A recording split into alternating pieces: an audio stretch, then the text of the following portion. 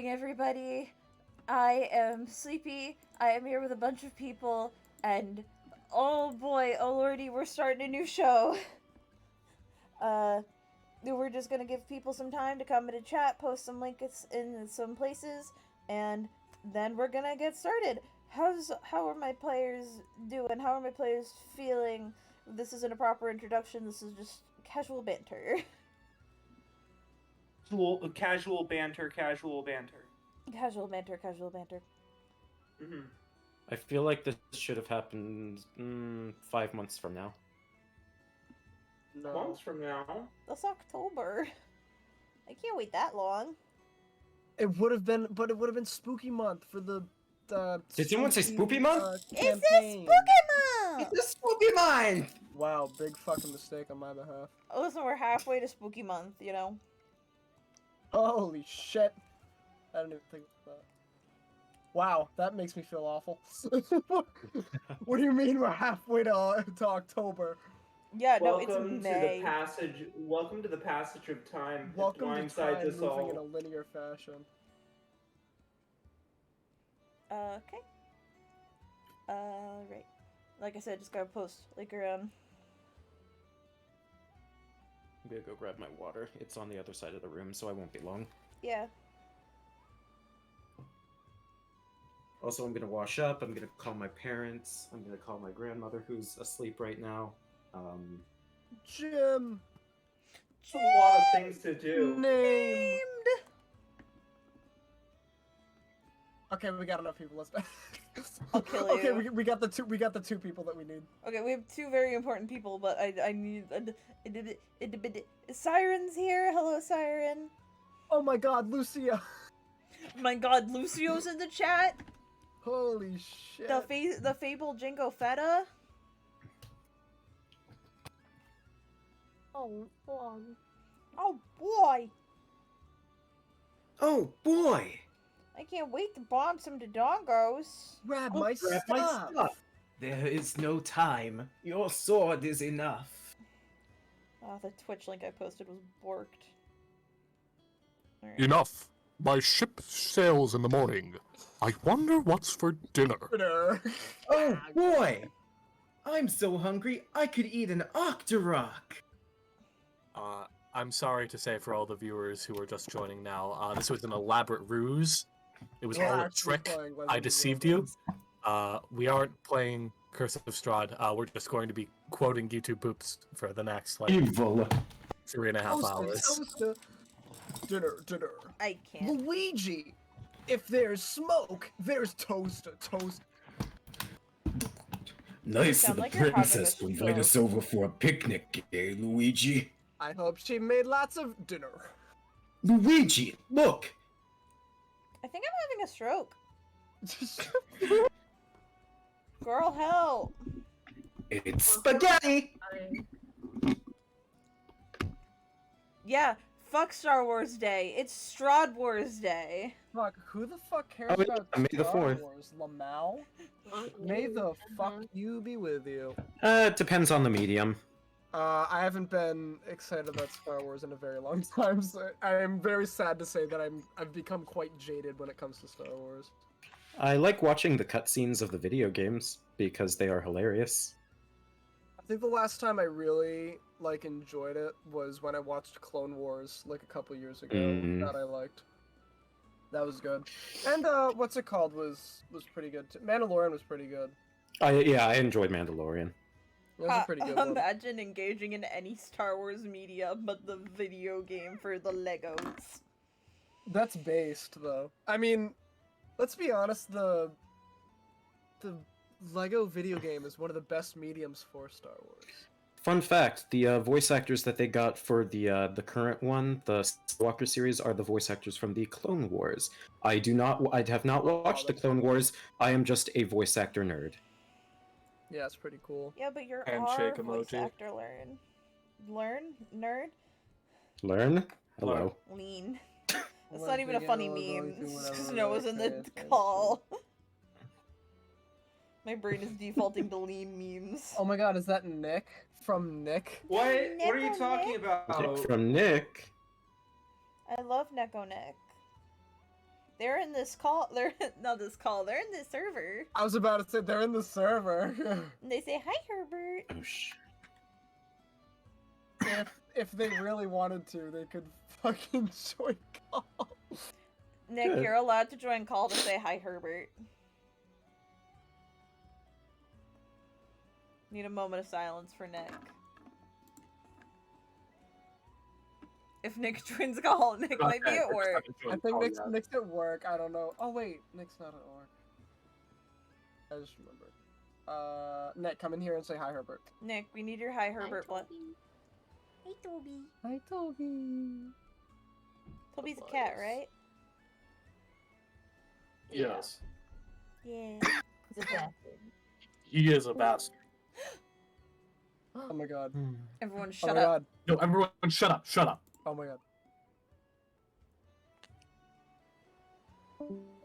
We didn't hear it! Okay. Nick, we didn't hear it! Fuck! I'm going to bed. Fuck What? off. Good night. Good night. I'm taking 70 ibuprofen. I'm going to bed. This shit sucks. I'm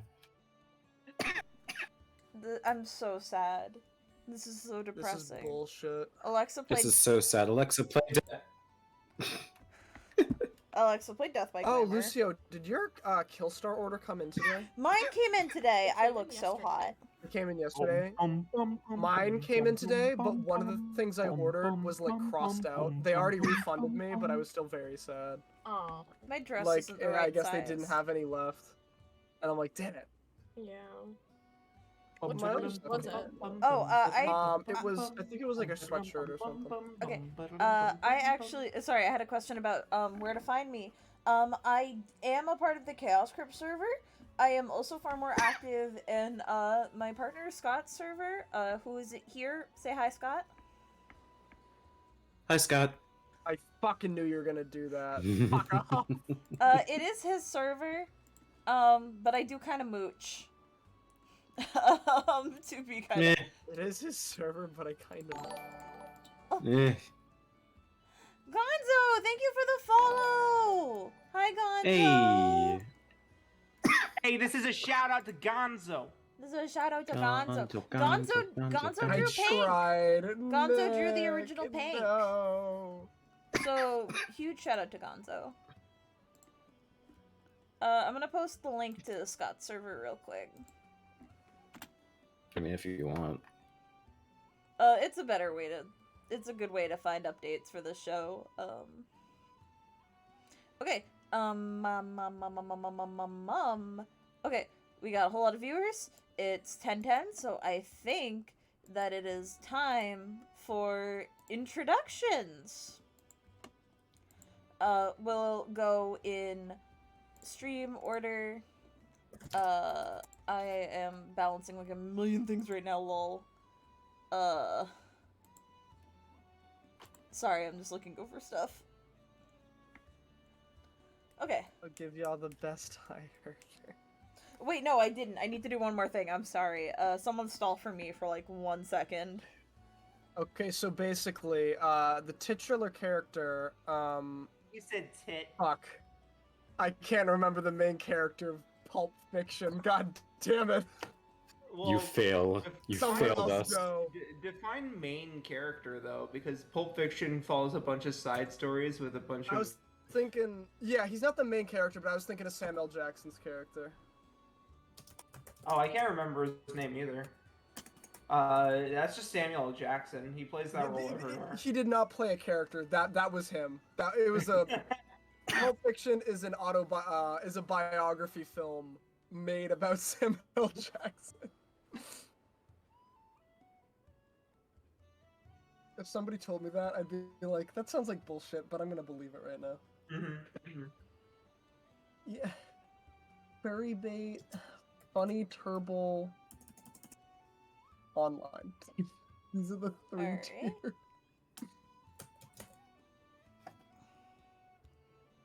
Sorry, I was just making a tweet. I forgot to do that, so I had to send it out really quickly. But I can now announce who I am, and why we are here, and what we are doing. So, my name is Sleepy, my pronouns are they, them. I am the DM of this show, Curse of Strahd, Cage of Blood and Bone. I almost said DM of Elementals Incarnate. That's the other show I run. Bruh. Watch that too. I now throw it to Tyler. Hello, everybody. My name is Tyler. My pronouns are he, him, and tonight, as is customary going forward, I will be playing Elder Muten Tager. Alright, we are now throwing it to Noah. Hey yo, what's up? My name's Noah. I'm gonna be playing Pink. My pronouns are I don't give a fuck. Just don't call me Shirley, yeah. Like I said, gonna be playing Pink. It's gonna be a good time, yeah. We're doing introductions in character. Okay, throwing it to Lucio. Yes, I do. Hello. Oh, am I? Okay, thank you. Hello. My name is Lucio. My pronouns are he, they, and I will be playing Elios Eulare. Thank you. Alright, throwing it to Sam. Hello. My name is Sam. My pronouns are he, her, and I will be playing Ogren. And throwing it to Scott. The foulest stench is in the air, and Scott is the name of this player as midnight rises from her tomb. Strahd closes in to seal our doom. Also, my pronouns are he, him. Holy shit, babe, that was awesome. I can swear that's a line from Thriller. I am It is. calling Michael. You are fucking sued, pal. I wasn't planning on doing that in character, but since we all were, I was like, fuck it, why not? Fuck it. Okay, 1 second. It was just gonna be the the foulest turtle stench hermit is from in Dragon the air. Ball. Fuck, I can't believe Tyler's playing Master Roshi. Literally. Oh my. Time to swap Greg fucking sniped that one. music. So 1 second. As I... Also, my pronouns are he, him. Yeah, they said that in the Thriller trailer. In the Thriller video, the announcer just went, also my pronouns are he, him. Are you not familiar with that one? Yeah, I was there when it was That's written. that's the special cut. That's the TV cut. That's the director. Yeah, it's the director's cut. When Michael Jackson turns around and he's like instead of his eyes being like yellow and evil, he turns around and goes. Turns around "Also, just completely. pronouns are he, Also him." my pronouns are he, him. Him. Alright. I'm pulling it in. I'm pulling it in. So, before we can get into this tale, this story of vampires, werewolves, things that go bump in the night, I think we should get better acquainted with our cast of characters. I think we're going to start with Muten.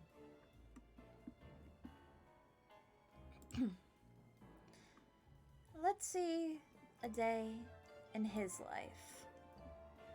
A day in the life of Elder Muten Tager is ripe with the responsibilities that come with being the eldest living Tortle, and holding the lofty title of handling the responsibilities of Tortle society, as it has been recorded for the past roughly 350 years. When not passing down sage-like wisdom to the generations that have succeeded him, Muten preoccupies his time with rigorous reverence of traditions on a day-to-day basis. Whether in prayer to the gods and goddesses that have kept Tortle society at peace, tranquil to meditation, the diligent upkeep of his crops and world-renowned petunia garden, or steeping the perfect cup of piping hot tea, this wacky old coot is filled to the brim with tales that date back hundreds of years, to bless the younger generations with lessons as he hopes to be stilled in the Tortle people for eons to come.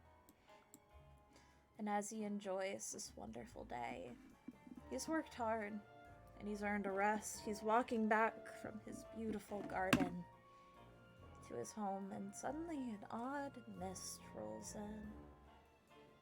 It's not uncommon, not strange,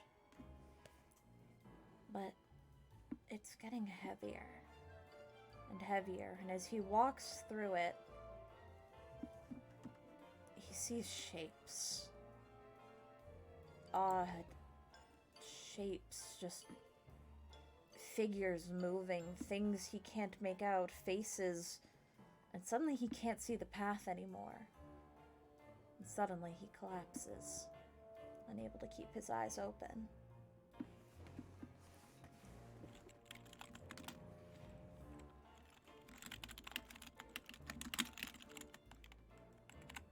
We then turn to Pink.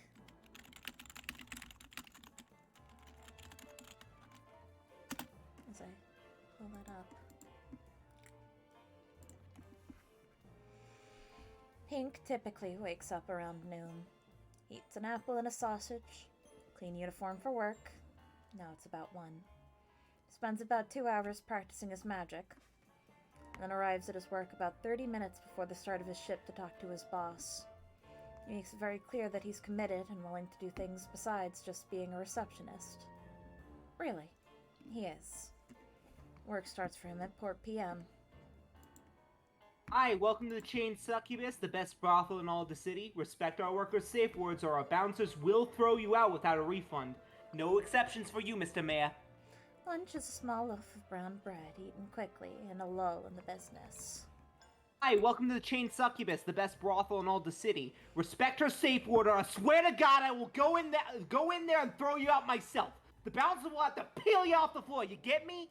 She's a real nice gal, and if you don't treat her well, I swear to Lilith I will put you in the hospital. Get off at 6 a.m. Dinner is an egg sandwich at a delicious shop that opens early. Get home and pass out at 6:30 a.m. Do it all again tomorrow. Do it all again tomorrow. And as he walks home, the sun slowly starting to rise on this dreary morning. Your eyes already tired and heavy with sleep. Every step feels lethargic, like you had just drank. For a moment you wonder if someone had spiked your drink, but no, you're seeing things. A mist, a fog that wraps around your vision.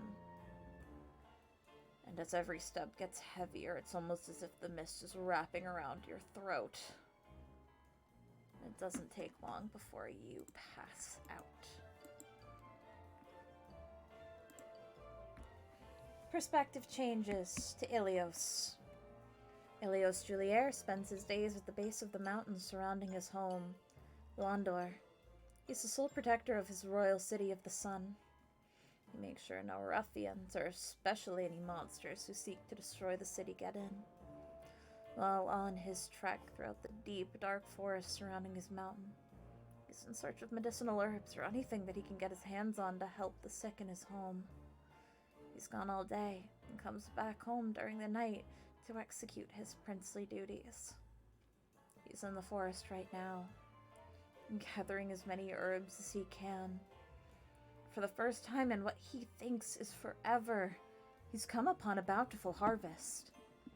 Things are looking up. But soon the world around him grows dark.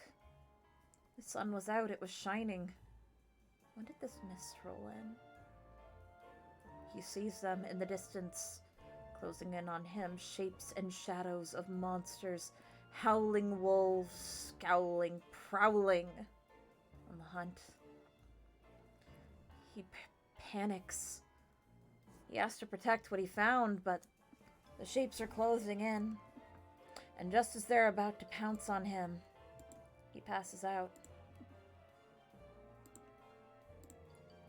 Ogren of the Gnarled Horns lives in a small town.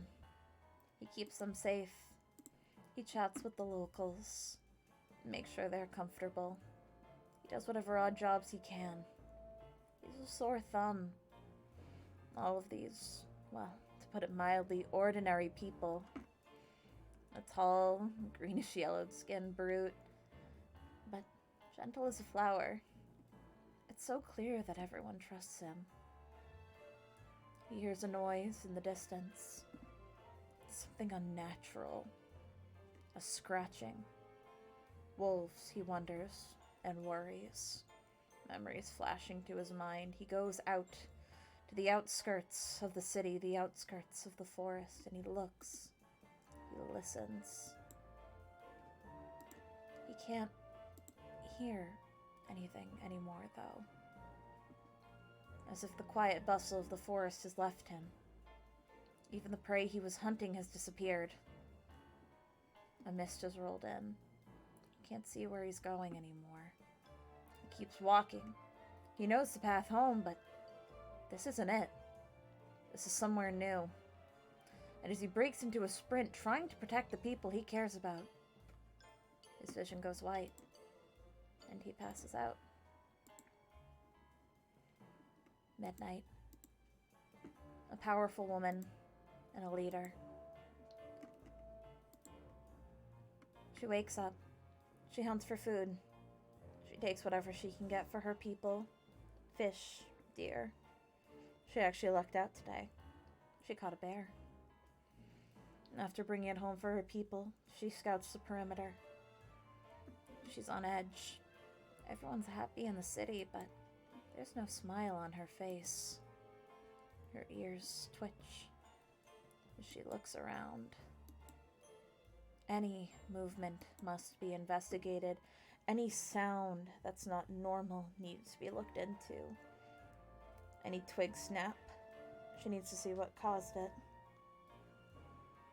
But usually, it's nothing. Her paranoia unfounded. She walks through the woods. She knows them like the back of her hand. She walks them every day. And yet something doesn't feel right. Something doesn't smell right. In the distance, she thinks she hears carnival music. People singing and dancing. That's not normal. No, that's not normal at all. It's a threat. So she runs.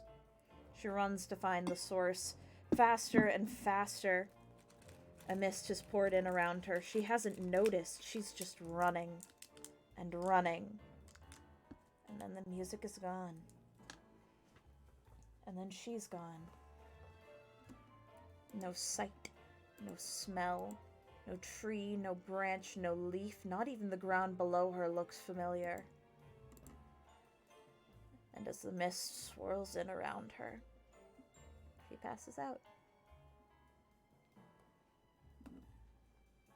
Now I am going to roll a dice real quick. For you see, these adventurers, these people have all been taken by something, by someone. It's hard to say at this point. Let me roll a dice. 1. Muten, you're the first to awake. This most certainly is not your home, or anywhere you've ever been.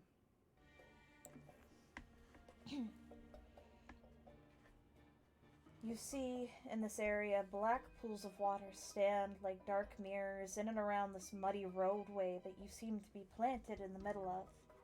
Giant trees loom on both sides of the road, their branches clawing at the mist. There's still that odd mist from before.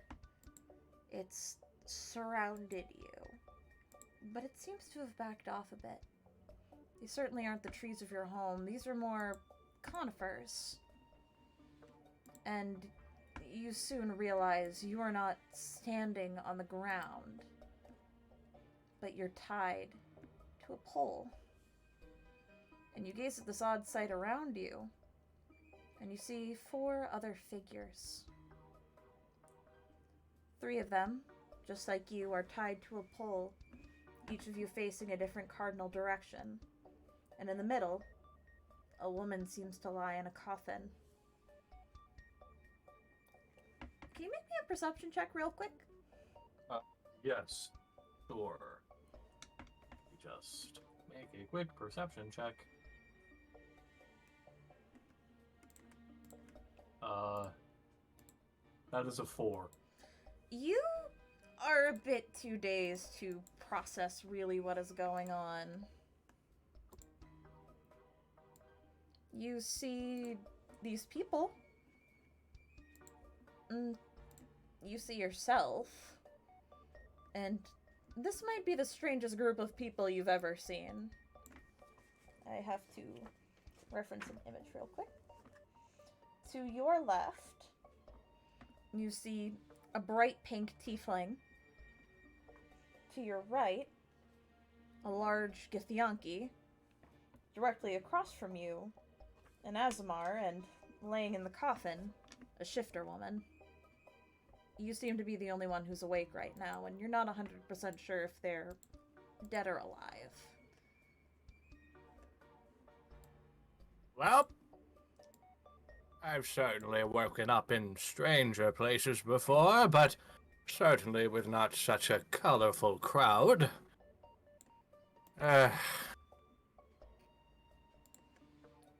Doesn't seem like I'm going to be making any form of escape anytime soon, so maybe yelling is the best approach. As you say that, you hear jingling. The jingling of small bells. And you finally notice that there's a small figure. You can't make it out. It looks like a little child. It seems to be placing what looks like dead flowers in front of all of you, and almost a mock funeral for each of you. He's like pantomiming, crying, as this little jester-hatted little kid is just putting down these dead flowers, miming out, speaking some sort of heartfelt obituary, and then moving on to the next person. And you see that they're currently in front of you, setting down some of the dead flowers that they have.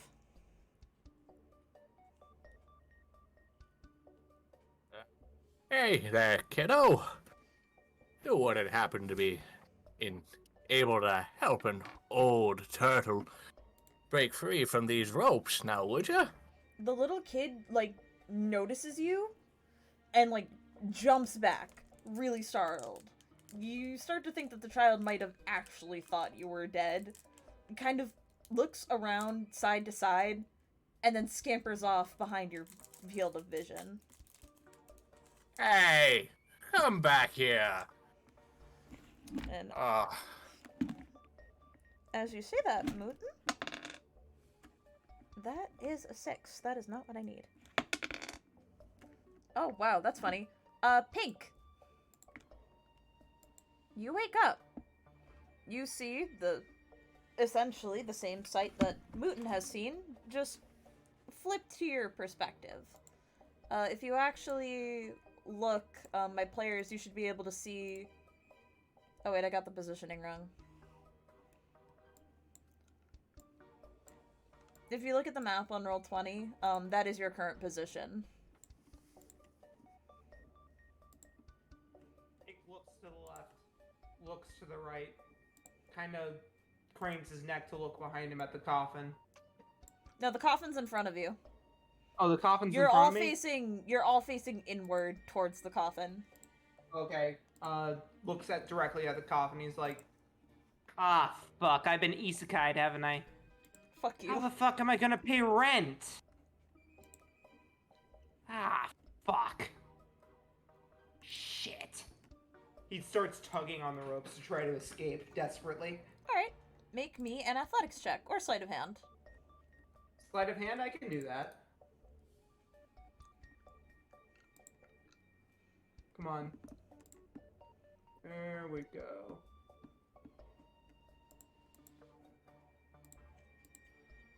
That is a 13. Yeah, that's enough. These ropes weren't very tight, and you, especially with your wingspan kind of making it a little awkward, are easily able to sort of, like, wiggle and worm your way out of your bindings and just kind of drop to the ground. He, kind of dusts himself off and rubs his wrists, like, feels the rope burn. Alright. Who the fuck are you clowns?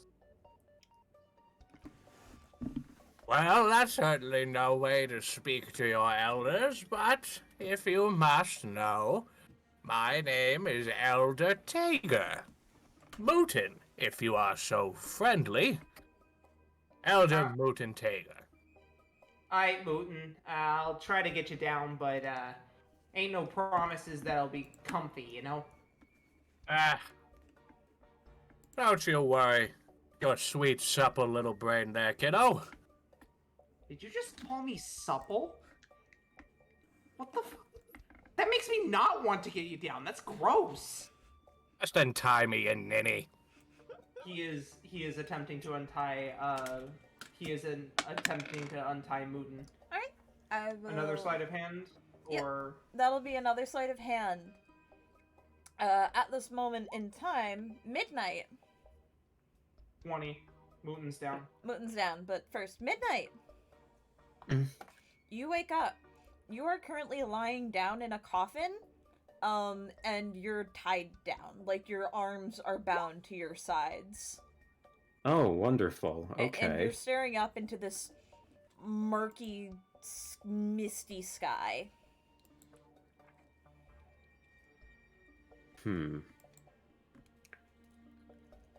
Do I hear the talking in the back? Yeah, in the distance, background, whatever? You hear talking to your left. Well, I guess actually, yeah, it would be to your left. As you are lying in this coffin. You would probably be able to sit up, with enough maneuvering and finagling. Humor me. At what point do I wake up? Because, like, do their voices sound, at this point, hostile? You hear two people bickering. Great. It's very much registering to you in your haze as two people are bickering, and you're kind of hazy, but you're starting to tune into it. Oh, this is fun. This is the first time that this has happened, but I am nonetheless not comfortable with it, so, fuck this! Gonna break out. Or try to, at least. Are you gonna sit up first, or you just immediately like, I'm lying in a coffin, I want to break from my No, yeah, bonds? I'll sit up, I guess. Yeah, it is a topless coffin. Okay. I should have specified that, I'm sorry. No worries. You sit up Alright. just as Pink finishes untying Muten, and letting him land to the ground. Thanks for your help there. I don't exactly remember catching your name there, kiddo. Yeah, you can call me Pink. Pink. Not Yeah, a nickname or Yes, it's real easy to remember. Just look at all of me, you know? Anywho.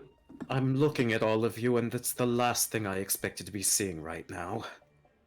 Listen, I'm the genuine article, one of a kind, the professional, the most amazing Pink.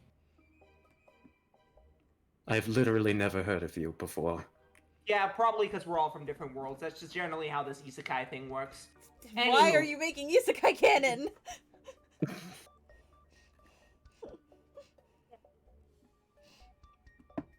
Are you not used to this with Sam? Okay, that's fair. Pink is examining Ilios with a critical eye. Yeah. We could run some water over that, some soap over that, and I could wash my uniform. I'm gonna roll another dice. Oh my god, that's so funny. The dice love me. Ilios. Can I attempt to break out, please? Oh yes, you can attempt to break out. Sleight of Thank hand, acrobatics or athletics. Alrighty. Sleight of hand sounds pretty good. Come on. That's a 19. That's a 19. Yeah, that is plenty. You easily break out of these bonds. You realize that they weren't even, like, fully tied. Less of a knot and more of just, you know, like when a child ties their shoes. Well, whoever was trying to kidnap us did not exactly do a thorough job of it. These bonds are child's play. As you say that, Ilios, you wake up. You are, like everyone else, tied up, and you see currently a pink tiefling looking at you with, like, a scrutinizing glare and, like, intently at your abs. Well, Wakey, washboard boy. You want down? wash board? Yeah, your abs. Pretty built. I sure am built. Yeah, I yeah. am blessed by the god, Leanther, as Lathander. so to speak. Lathander, as so to speak. Yes. You're an Asmar. I sure am, I think. Well, it'll be alright. So long as you aren't a flaming asshole, but you don't seem like you're a flaming asshole yet. Pink starts trying to untie Ilios. Alright. Make me a sleight of hand check.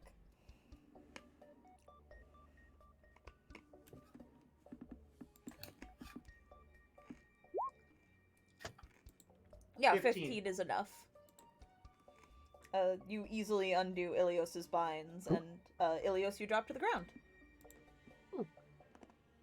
How tall is Pink again? He's like 5'2". Great. Small boy. Oh, he's A whole tiny. foot and like 5 inches in difference between. Pink does not comment. He's used to it. You Anywho, sure are tiny. yeah, at least I'm not a freak like you. Anywho, let's take a look at this other freak. Oh, also washboard. Speaking of the other freak, Ogren, you wake up. Is Pink, like, standing right in front of me? At this point, yeah, just about. Oh. You're Pink. Yeah, I am. Very observant of you. I don't remember meeting anyone Pink before. Well, like I said, one of a kind, genuine article, the professional, the amazing Pink. That's me. Do you want down or what? I suppose. Yeah, real humble bunch we got here. Listen, I Right. never claimed to be humble. I know exactly what I'm worth. Okay?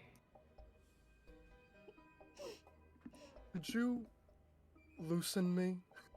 That's what I'm attempting to do now. That is surprisingly not enough. Well, your bindings are a bit stronger than everyone else's for some reason. Can I do athletics to try to just flex my muscles and fucking break out of this one? Yes. God. Athletics it is. Oh, are you fucking That's kidding not me? enough. Would These Midnight bonds are for Ilios some reason made out of unicorn Yes. hairs or something. Yes, and I'll do you one better. These ropes are strong. I will attempt to slash at it with my claws, and by claws I mean thieves' tools. Yeah, roll with advantage, since you're actually Cool. using tools and not just your bare hands. Hey, alrighty. Advantage. So this is sleight of hand. Yes. Well, this is gonna succeed regardless, but I'll still roll that second time anyways. Yeah, 22 and 18. Where are you rolling? D&D Beyond, because I haven't set up the full sheet yet. Oh, okay, that's fine. I can double check that later. I trust you. Yeah, that is enough. Ogren, you see as this woman walks up to you and just very quickly with her claws slashes at the bindings. They were just rope, and you are let down. Oh, thank you.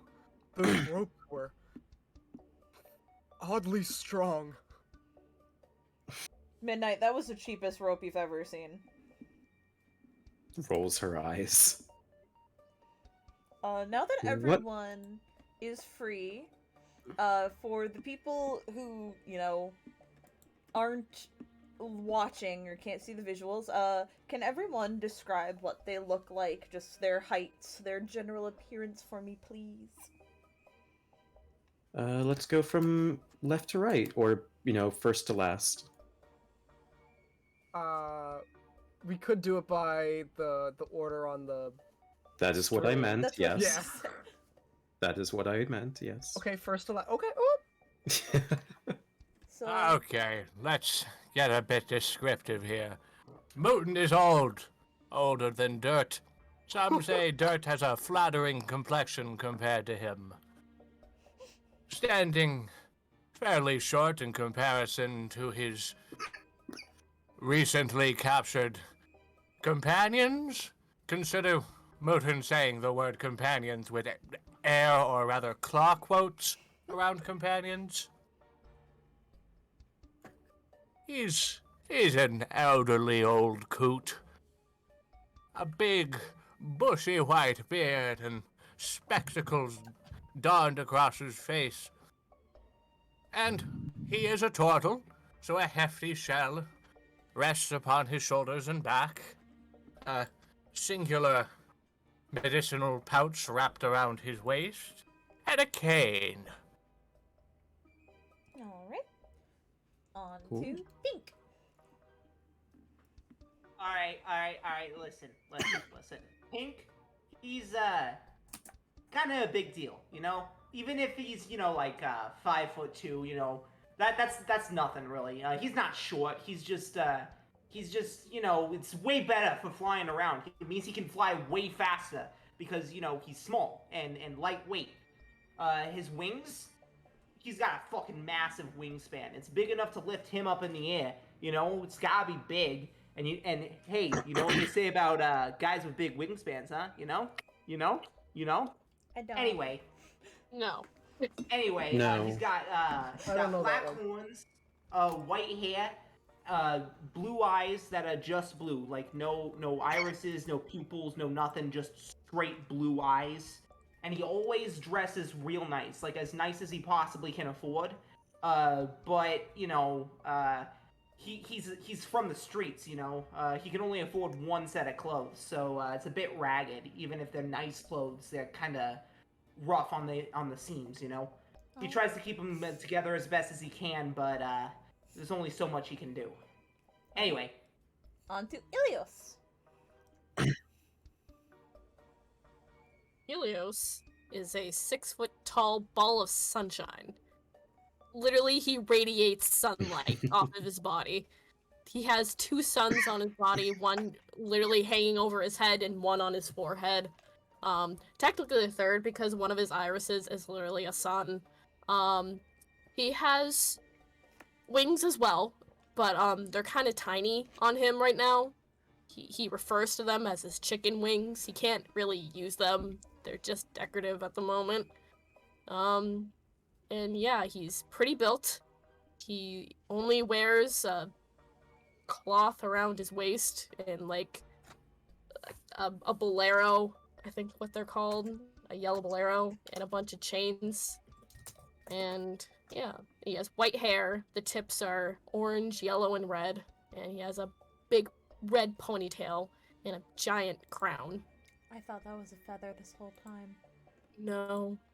Also unrelated. Well, no, actually related. What the fuck? Brain. Sorry. Noticeably, Ilios, now that you've had a minute to center yourself, the sun above your head, it isn't shining. Whoa. Oh. My monitor just turned off. Sam, do your introduction while I try to fix this. Okay. Ogren he's a fucking mountain of meat. When you think of like the class of barbarian, his build is what comes to mind. He's very tall. He's about 6'4", 6'5". He's hefty. He's got like this mountain of hair on him, which was artist's choice, which I greatly appreciated. He just wears these kind of like ragged looking robes that he's very proud of because he made them himself. the horns on his head are not natural. It's sort of like it's like a crown that he made by using his woodcarver's tools, and then he just put them on his head because he thought they looked cool. And he's a little does have the stupid, but that's okay. And finally, Midnight. Right. Pardon me 1 second. One. Right, so Midnight's attire is fairly simple.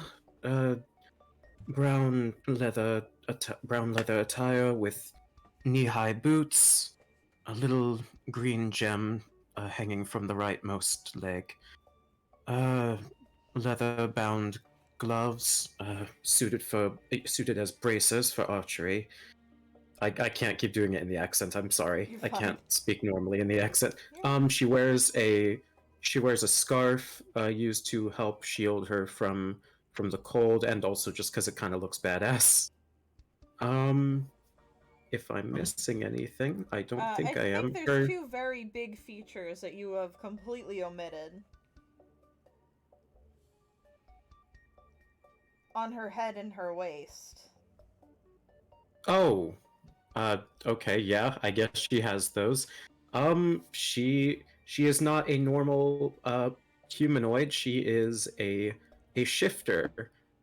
Specifically a wild hunt shifter. She has wolf-like ears and a bushy tail. She is 5'6", and yeah. Perfect. We now sort of zoom back into the party after this quick sort of in character, out of character, you know, what do we look like session.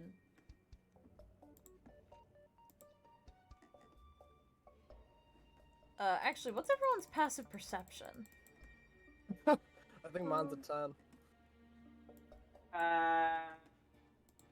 13.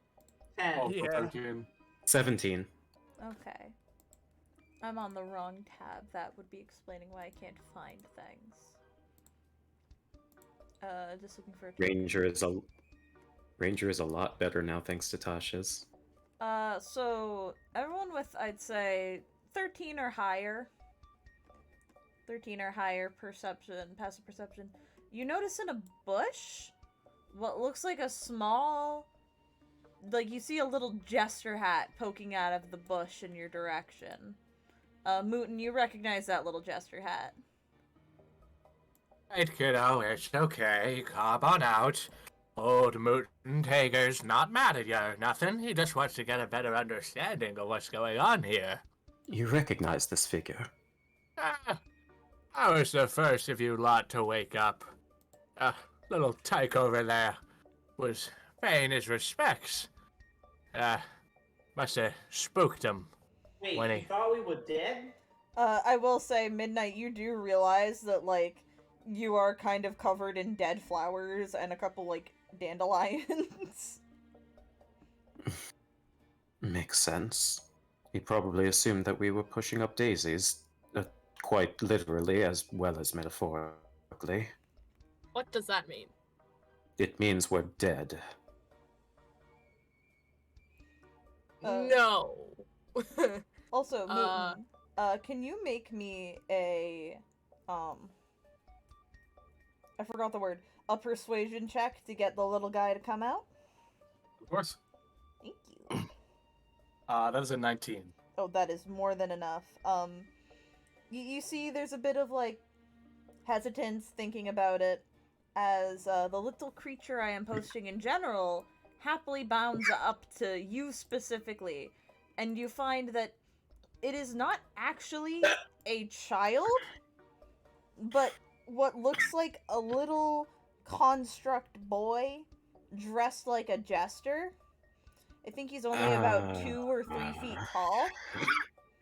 And he like happily skips up to you and holds out and offers to you the rest of the dead flowers that he had collected. Oh, how kind of you, dear. You see that as he begins to reach for the flower basket, he kind of has to adjust his glasses a little bit, just squints a little harder. Ah, how kind of you, dear sweet child. Elder Taker would be able to make much worthwhile usage and extensive mileage off of this hearty offering of... What are these? Are any petunias in here? He thinks about it. He kind of like puts a finger up to his mouth, sort of like, you know, tilts his head from side to side, looks in, pulls out a flower. You can't even tell what kind of flower it is. It's so withered. But he holds it up very excitedly, and he's kind of like shaking it around like a kid would, and was like, "Look at this new toy I have." Yeah. Muten gently plucks it from his hand. Kind of wafts in the aroma. Lovely. Absolutely lovely. Now, don't mind me. I'll just be putting these away for safekeeping. He nods. Slowly, Muten undoes the pouch around his waist and begins kind of just shuffling in the dead flowers.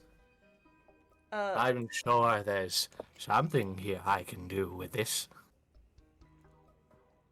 Could you describe for the chat what this thing looks like? Like I said, it is a small construct-looking creature.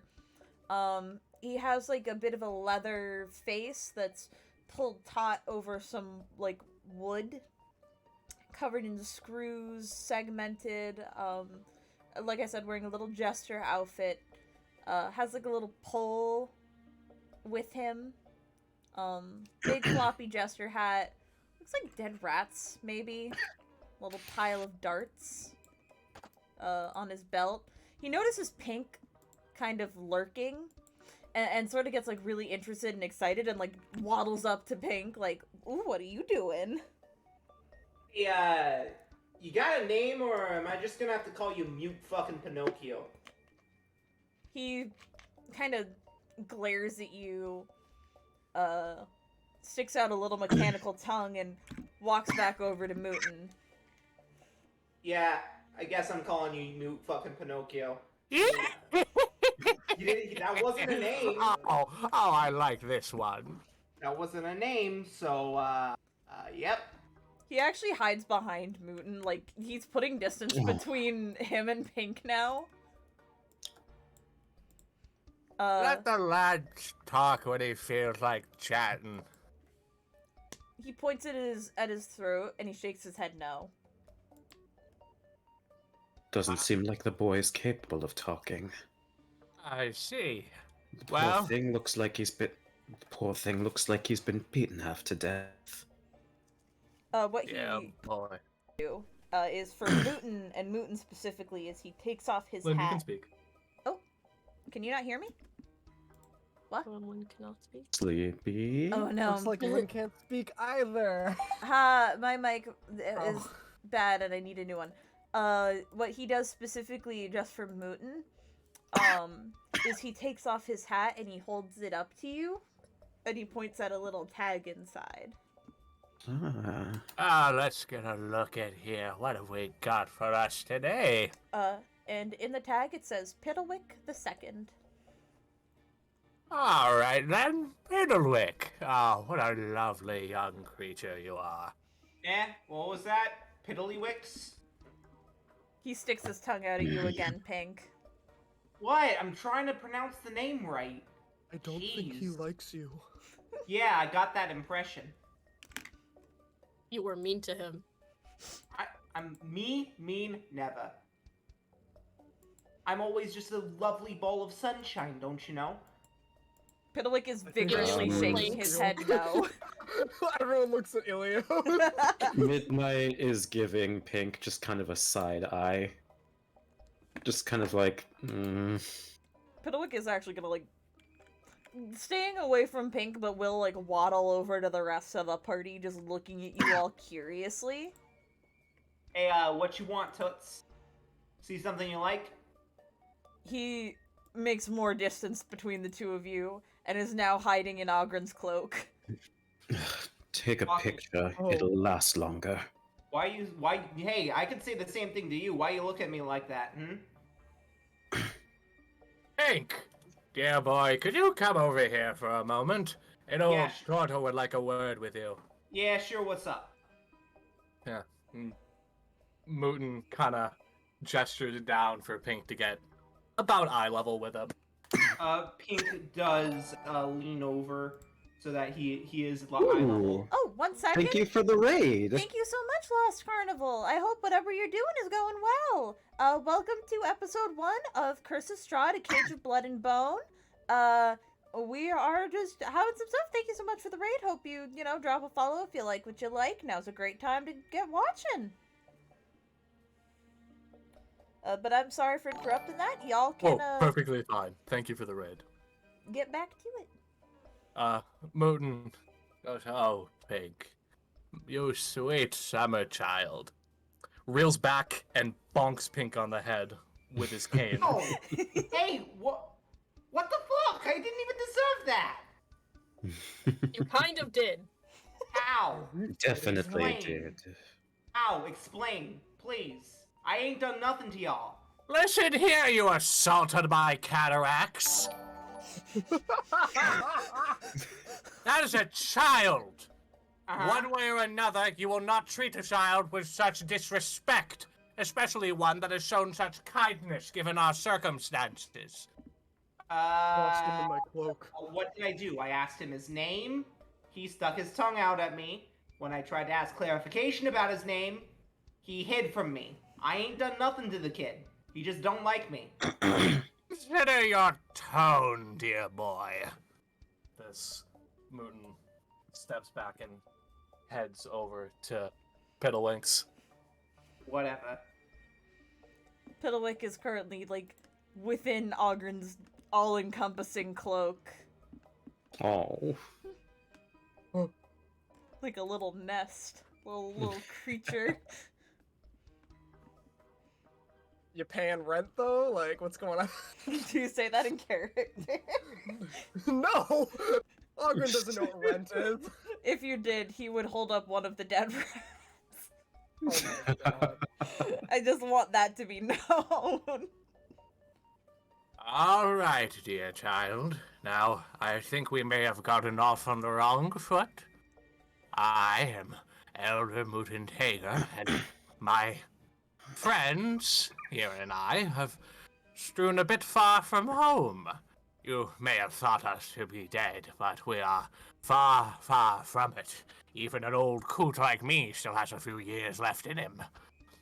But do you think you would be able to lend a poor elderly old man a hand and point him in the direction of a way to, say, the nearest town, or... He holds out his hand to you. Yes, come to think of it, where exactly are we? He holds Last thing I was just saying, he holds his little hand out for Muten to hold. Muten takes the child's hand. Piddlewick will gently start guiding you. I have to look at a map. At the direction that this is going. I believe it's west. I was correct, he starts leading you west. Well, you, heard the kid.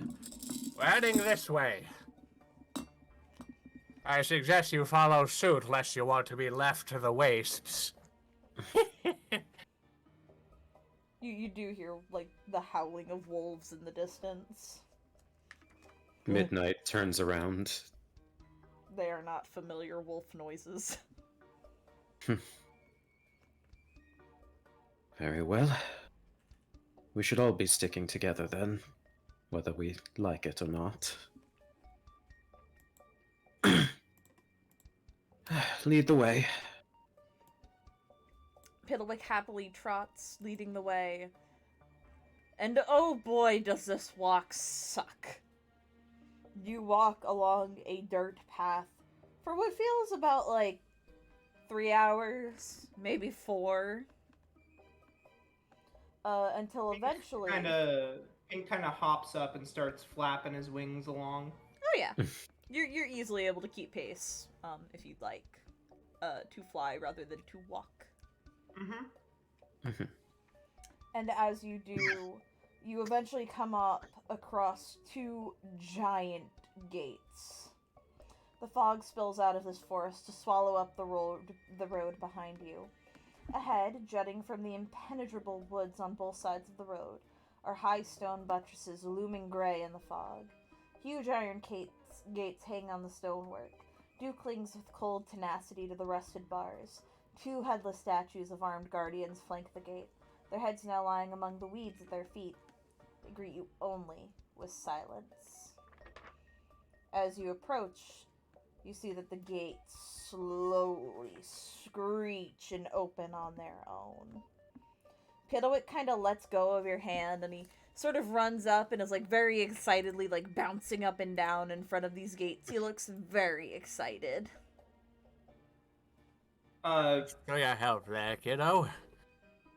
Good start, if anything. Pink walks over to the headless guardians and then picks one of the... how big are the heads? They're, like, massive. I'm gonna actually see if I can get the picture real quick. Like, they are giant heads. So it wouldn't be something that Pink could easily pick up. Got it. Yeah, you could sit on them. Pink kind of just looks at it and says, "Alas, poor Yorick," and then just kind of shakes his head and walks away from it. This is, the provided image for you. This place is much more frightening than home ever was. There we go. These are the gates. They're fucking Holy huge. shit. This reminds me of those, huge statues from Lord of the Rings. Yeah, kinda. Ogren says that in character. I'm joking. Iron, stone, certainly man-made. What lies inside, certainly foreign. We're all new to this. Hey, you guys want a bird's eye view?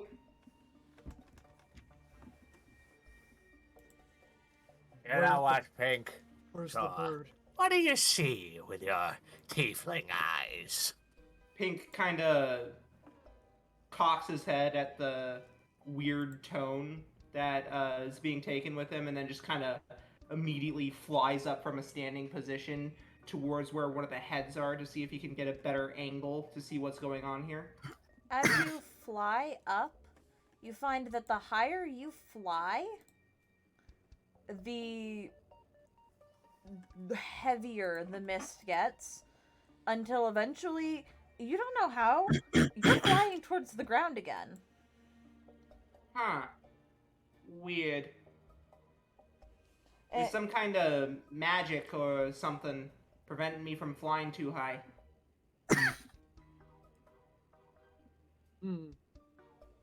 Pink sort of looks up and sees if he can identify it. Can I roll an Arcana check?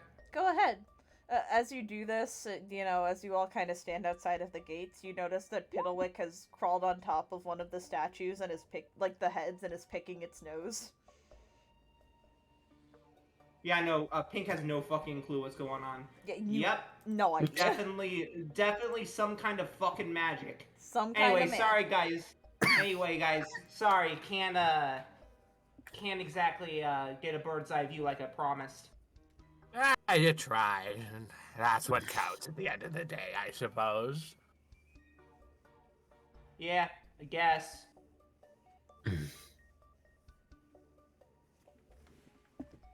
Piddlewick will hop down from his little perch of the statue's head's nose and is like kind of gonna waddle towards like the gate doors and is like gonna look at you guys like, you coming? You coming? And then he like bounces up and down a little. Like, if you don't start coming, I'm gonna run, kind of like a kid. Like I'm gonna go. Excellent. You should follow. Do you, champ? Where are you leading us, Piddlywick? He points at Muten. You're leading Muten. I see. Yeah, but where are you leading Muten, Piddlywick? No, he shakes his head no, and he points at Muten again. I believe the child saying that it trusts this. My apologies. What did you say your name was? Well, I suppose introductions are as good a time now as any. Elder Muten, taker of the Turtle People. It is, nice to meet you all, given the circumstances. And your names are? Midnight. But that'll do for now.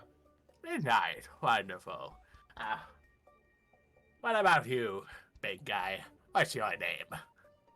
Turning towards Ogren. My name is Ogren. I come from not here. Well, I guess that makes two of us then. And, what about you, Sunshine? What's your name? My name is Elios Eulare. I am Prince of Londorstead and Child of the Sun. Quite a lofty Oh. title you've got there. Oh, a prince. Maybe I should have practiced my curtsy. Royalty. Piddle. No, y'all go. And I've become more than acquainted with old Pink here. Good to meet you, by the way, sport.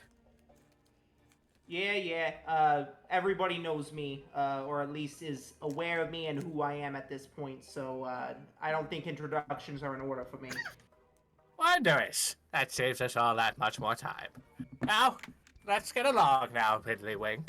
Piddlewick actually will waddle over, kind of looks at Pink, is going to very crudely draw a couple of, like, houses on the ground.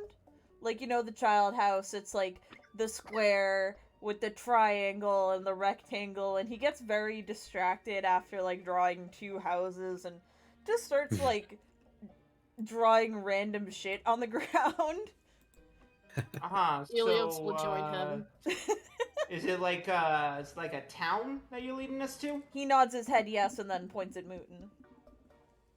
Oh, you're leading Muten to the town. I see. He shakes his head no. You Wow. can roll an insight check if you want. Yeah, I'm I'll gonna do that. I'm gonna try. Yeah. Pink's doesn't got very good insight. I will say in Insight. general, if anyone is ever struggling with what Piddlewick is trying to communicate, insight checks can be made to understand his pantomimes.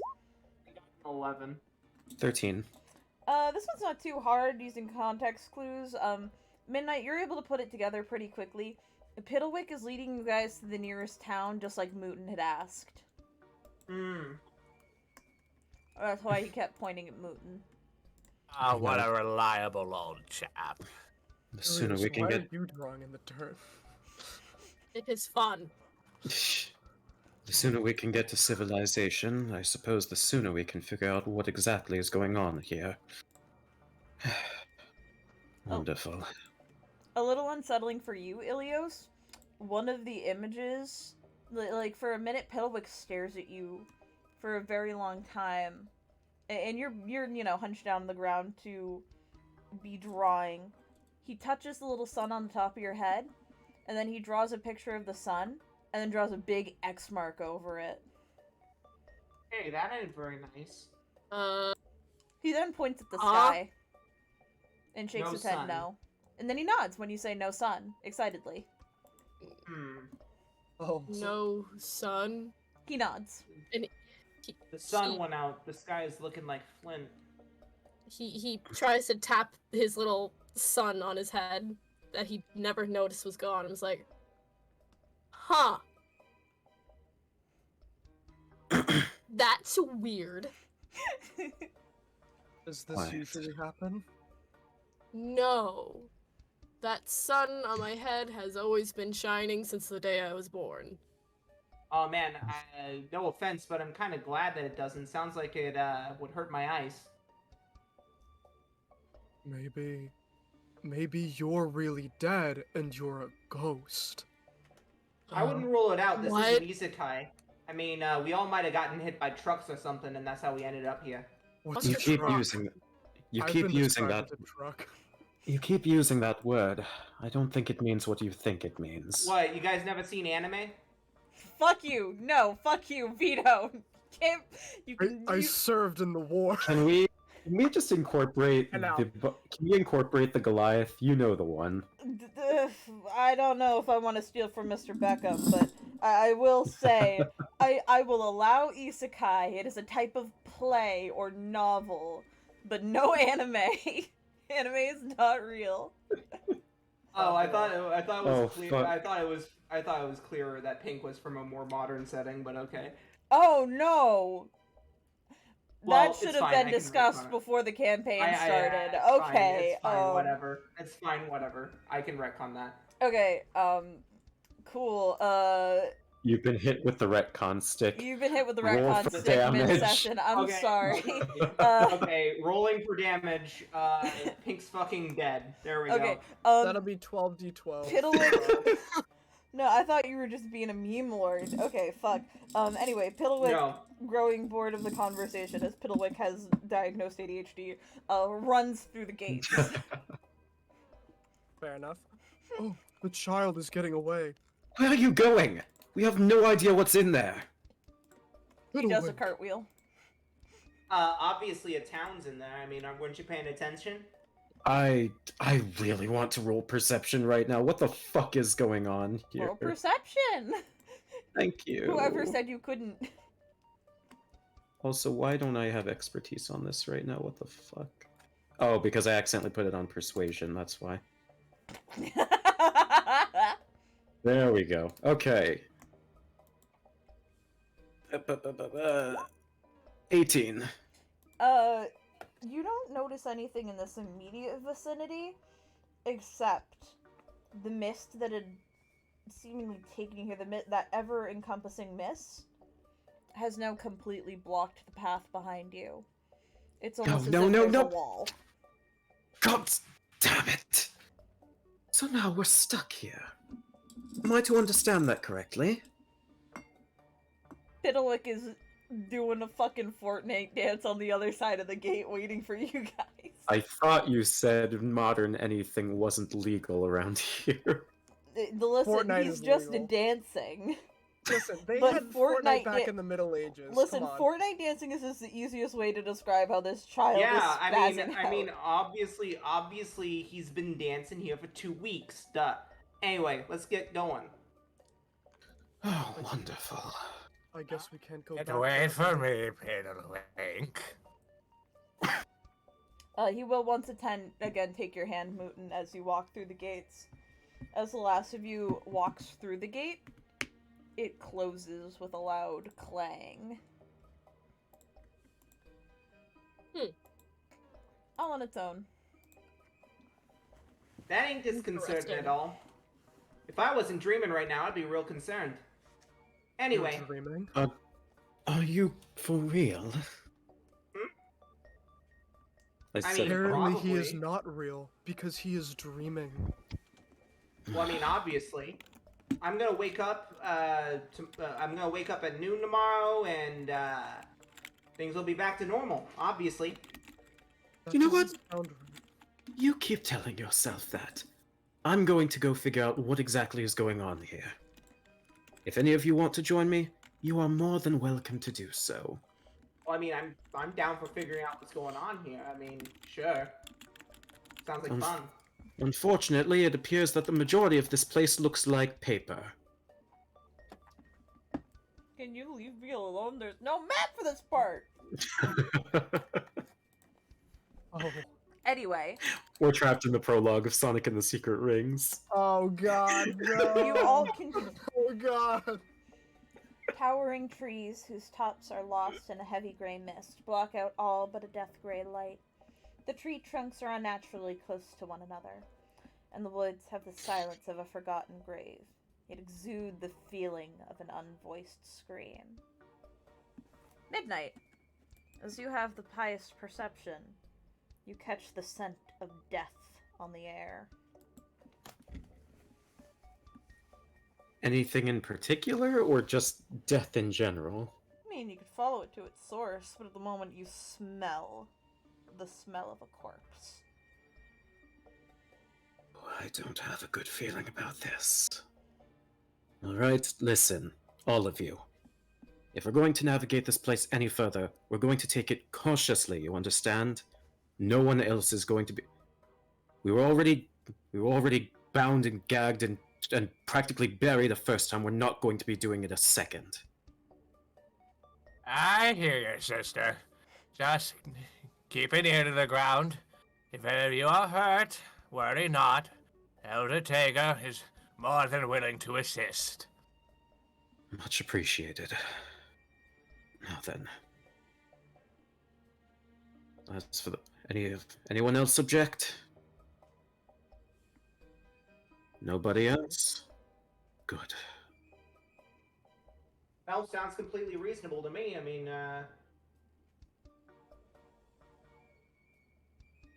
Alright. Midnight. Are you to follow the smell, or are you just gonna keep going on the path and not fuck with that?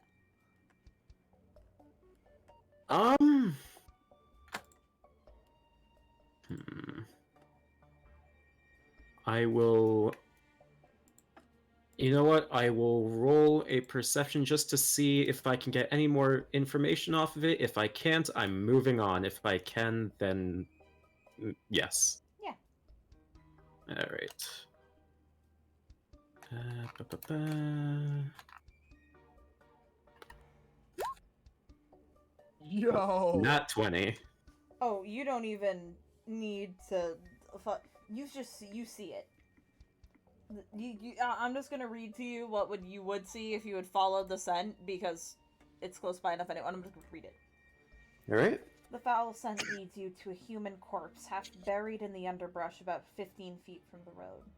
The young man appears to be a commoner. His muddy clothes are torn and raked with claw marks. Crows have been at the body, which is surrounded by paw prints. The man has obviously been dead for several days. You see he's holding something in his hand. It's not too hard for you to see that. Your eyes are trained to see in low light conditions, and the closer you got, the scent became overwhelming. What is the object that he's holding? Does it look like... You'd have to walk up to see. I see. This is what you see 15 feet away on the road with your special... That is fair. Eyes. That is fair. You know what? I don't want to fuck with that. gods have more mercy on you than they will on me.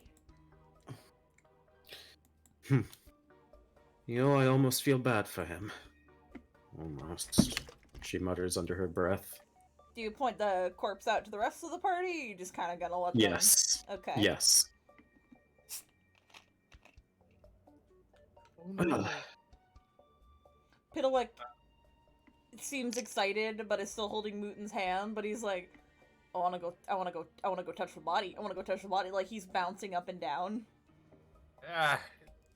Dear sweet, merciful goddess above. I don't think that's for the best there, kiddo. We should let the body lie. He's already holding a stick in his free hand. Wait, what? Hands are not sanitary. He's actually gonna make a dex check to try and pull away from your grasp, Muten. Oh no. Oh god. He's very excited. Where is my dice? Do you want me to roll a d20 on D&D Beyond for you? No, I'll roll it and roll 20 worst comes to worst. I just want to know where my d20s went. Okay. I guess I can roll a metal one. Metal dice for metal boy. Oh my god, that's a 19. Yeah, no, that far succeeds Muten's 6. Yeah, he very quickly, like, just waddles out of your hand like a child on a mission and walks up to the body and, like, starts poking it with the stick he found. What did I just... Don't do that. You notice that that one of the crows that was pecking at the body lands on his head and starts pecking at him.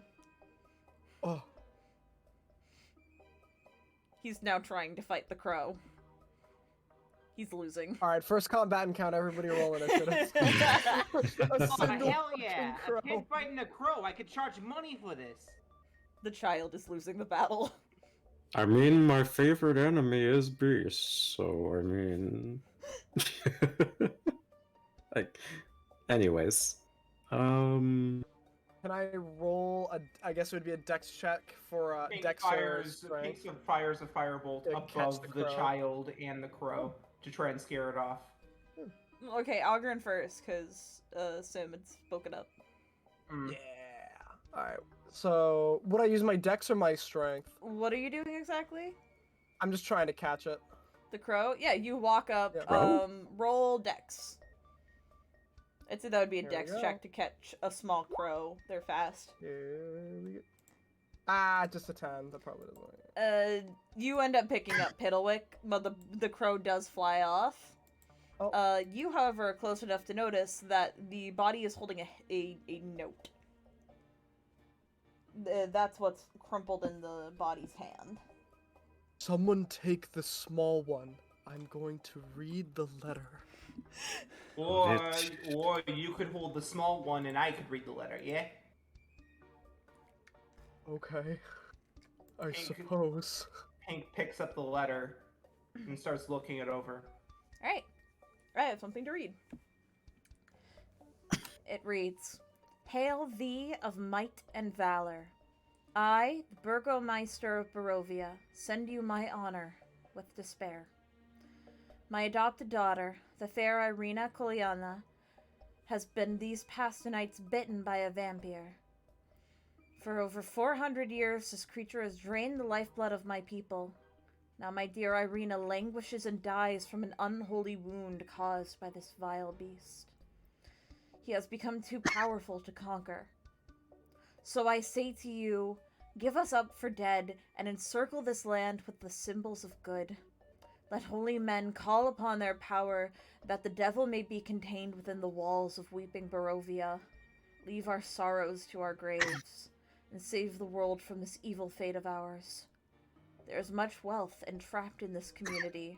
Return for your reward after we are all departed for a better life. Kolyan Indrovich. Something, vampire, something, Barovia, something, ooh, treasure. It sounds like someone's in trouble. Well, yeah, but that's everywhere. Someone's in trouble everywhere. We should at least try to help. An entire country? You think, I'm certainly not that powerful yet. I'd settle for one person right now. Piddlewick shakes his head. Mostly just to make the bells make noise. But you don't think I could save one person? He shrugs. Oh, okay. Well, at least you're honest. I'm gonna set Piddlewick down. He goes back to holding Muten's hand, but he does give the body one final poke. So, it seems that this realm, these lands, are in a state of complete and utter despair. While it is no small feat to save an entire plane of existence, at the very least, I'm certain that we can, with our efforts combined, help some folks whilst we are still trapped here. And maybe we can get some of that treasure they were talking about. I mean, I could use some better clothes at least.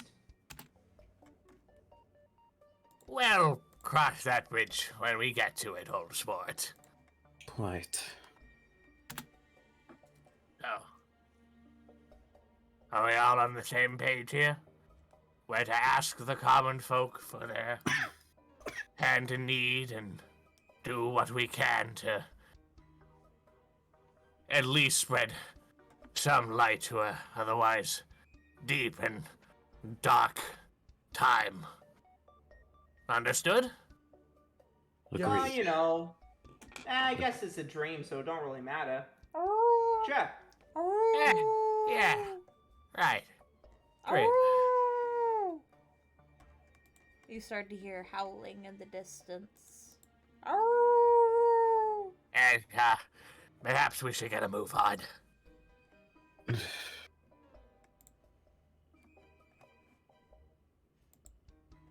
Does the party get a move on?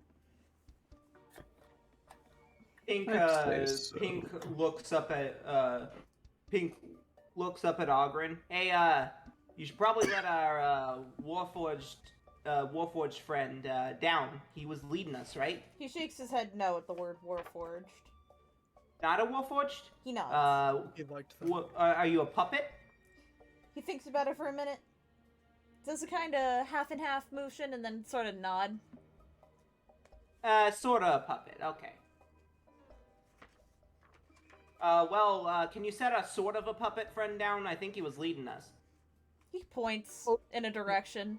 He seems comfy. Alright, I guess Seems we'll you go will in lead that us direction. way. Ogren just like plops him on his shoulder. He looks so excited. He holds onto your horns like a kid in a pony. Not like enough to break them, just enough to like, ooh, I get to ride you. Ooh, I got the funny handle. When Funny handle. funny hand. Pink considers for a moment. Hey, kid, He looks at you. you want to fly? He thinks about it. He thinks about it deeply. He shakes his head excitedly. Like up and down, or Yes. no? Okay. Ogren, you're gonna have to give him to me. But then he hugs Ogren's head. Oh, I can't lift both you and Ogren. Sorry. He looks sad. I'm sorry, I'm very heavy. Well, looks like you've been rejected. Ah, well, I'm used to it. He then I debates bet it, you are. rolls off of Ogren's head, and like scuttles up to Pink, like a little uncertain, a little excited. Kind of gives a look to Ilios, like, "Can you do that?" Elio shakes his head. He looks These sad. are for decoration only. He looks sad Oh, and you then got- looks back up at Pink. Oh, you got wings that don't work? Man. They Sorry can't about hold that. me yet. I am quite the large man. These cannot hold me yet. Well, if and when they do, I can give you some flying lessons, yeah? Yeah, sure. He picks up the kid and then starts, alright, make sure you hold on. If you drop, then, even if we're a little bit of ways up, you could still get hurt, right? He looks a little nervous, but he holds on as tight as he can. Pink You hear a starts little flying. tear in your shirt. Ah, fuck, I'm gonna have to cast mending on that later. Alright. He takes off and then flies at the speed of everyone else walking in the direction that the kid pointed to. Alright. Alright. Your wings are just for decoration? As I said, they are grown on me. They're like my chicken wings. I can't really fly with them. My horns are decorations too. You didn't make your wings, did you? I did not. They are growing on me, as you see. Oh. Try to pull on them. Ogren gives him a firm, just little tug. Feather falls off. Oh, Oof. I'm sorry. Crikey. Right. Ah, that's fine. Tall shapes loom out of the dense fog that surrounds everything. The muddy ground underfoot gives way to slick, wet cobblestones. The tall shapes become recognizable as village dwellings. The windows of each house stare out from pools of blackness. No sound cuts the silence except for mournful sobbing that echoes through the streets from a distance. But as you travel, this gravel road that leads to the village, its tall houses dark as tombstones, and you notice among the closed up shops, everything shut tight, you hear whimpering over on a side street, a bit by the edges of town. You hear crying. Child's crying.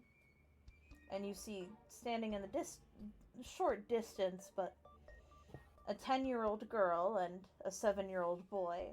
The 7-year-old boy is weeping and clutching tight to a stuffed doll as the girl is trying to hush the boy.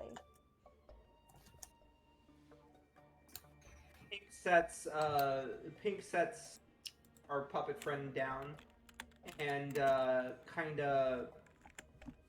looks towards the children but is unsure if he should approach, him being, him. The children notice you staring. And the girl, she very quickly hushes the boy, kind of putting a hand to his mouth, and takes his hand and walks over to you all. And she looks at you all. You You there. You're all adventurers, right? You have to help us. There's a monster in our house. Monster house. You see she points behind her at a tall brick row house that has seen better days. Its windows are dark. It has a gated portico on the ground floor, and the rusty gate is slightly ajar. And the houses on either side of it are abandoned, their windows and doors boarded up. She looks very concerned, and the boy is holding back tears, holding the doll up to his face. You look like adventurers.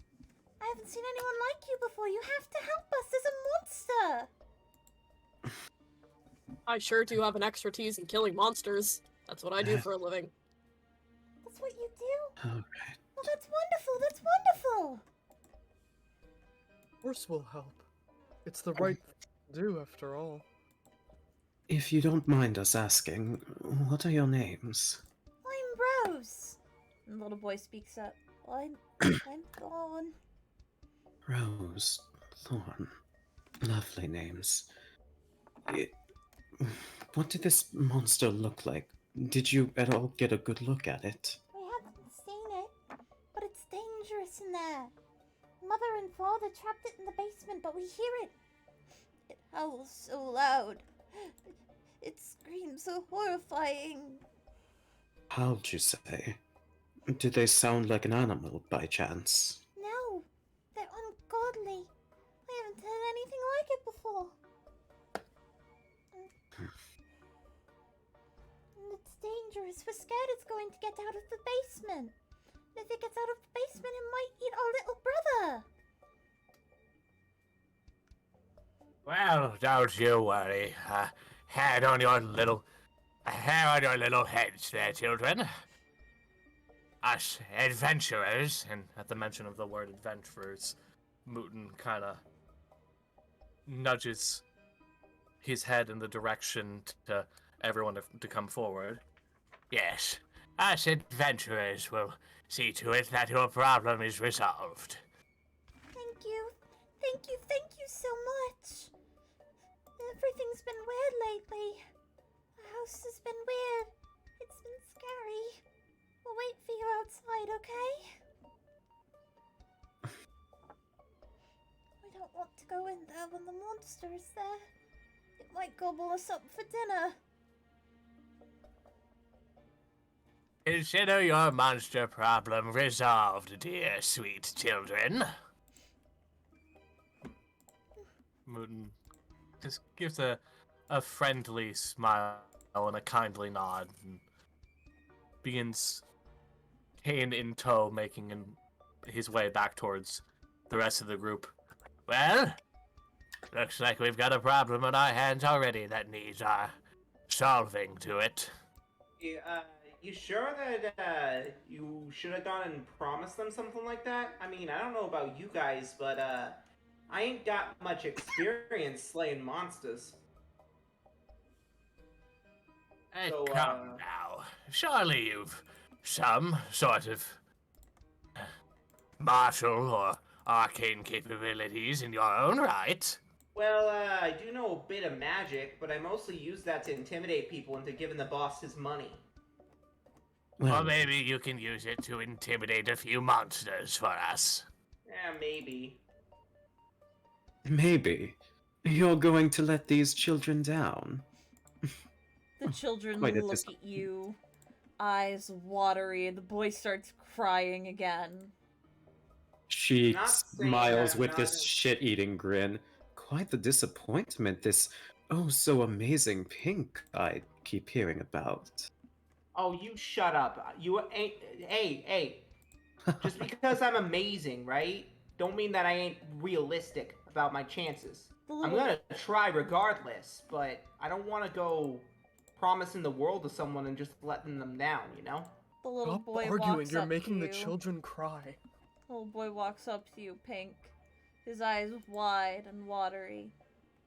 You said you're a basic, right? You're pink. That's my favorite color. Please. You must be important then. You said you were amazing. I'm gonna do my best, alright? I can't promise anything more than that. Thank you. And he holds out his little doll to you. Listen. Hey, I'm not the one that's gonna need protecting. A strong soldier like that needs to be guarding you, yeah? I guess you're right. Mr. Woods has always kept me safe. If you're going in there with the monster, it might help you. But if you think I should keep him, then I'll believe you. Right, yeah. I mean, it'll keep you safe. It's always kept you safe. I think that it should keep keeping you safe, yeah? He nods. Okay. I'll trust you, mister.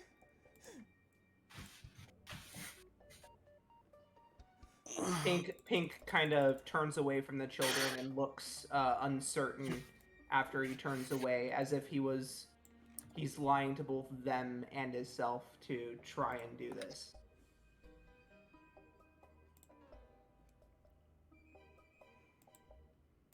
Alright. You all approach the house. You should. Can everyone see the map? Yes. Scroll down, Oh, Lucio. there we go. Yep. No, I see it. There it is. Yep.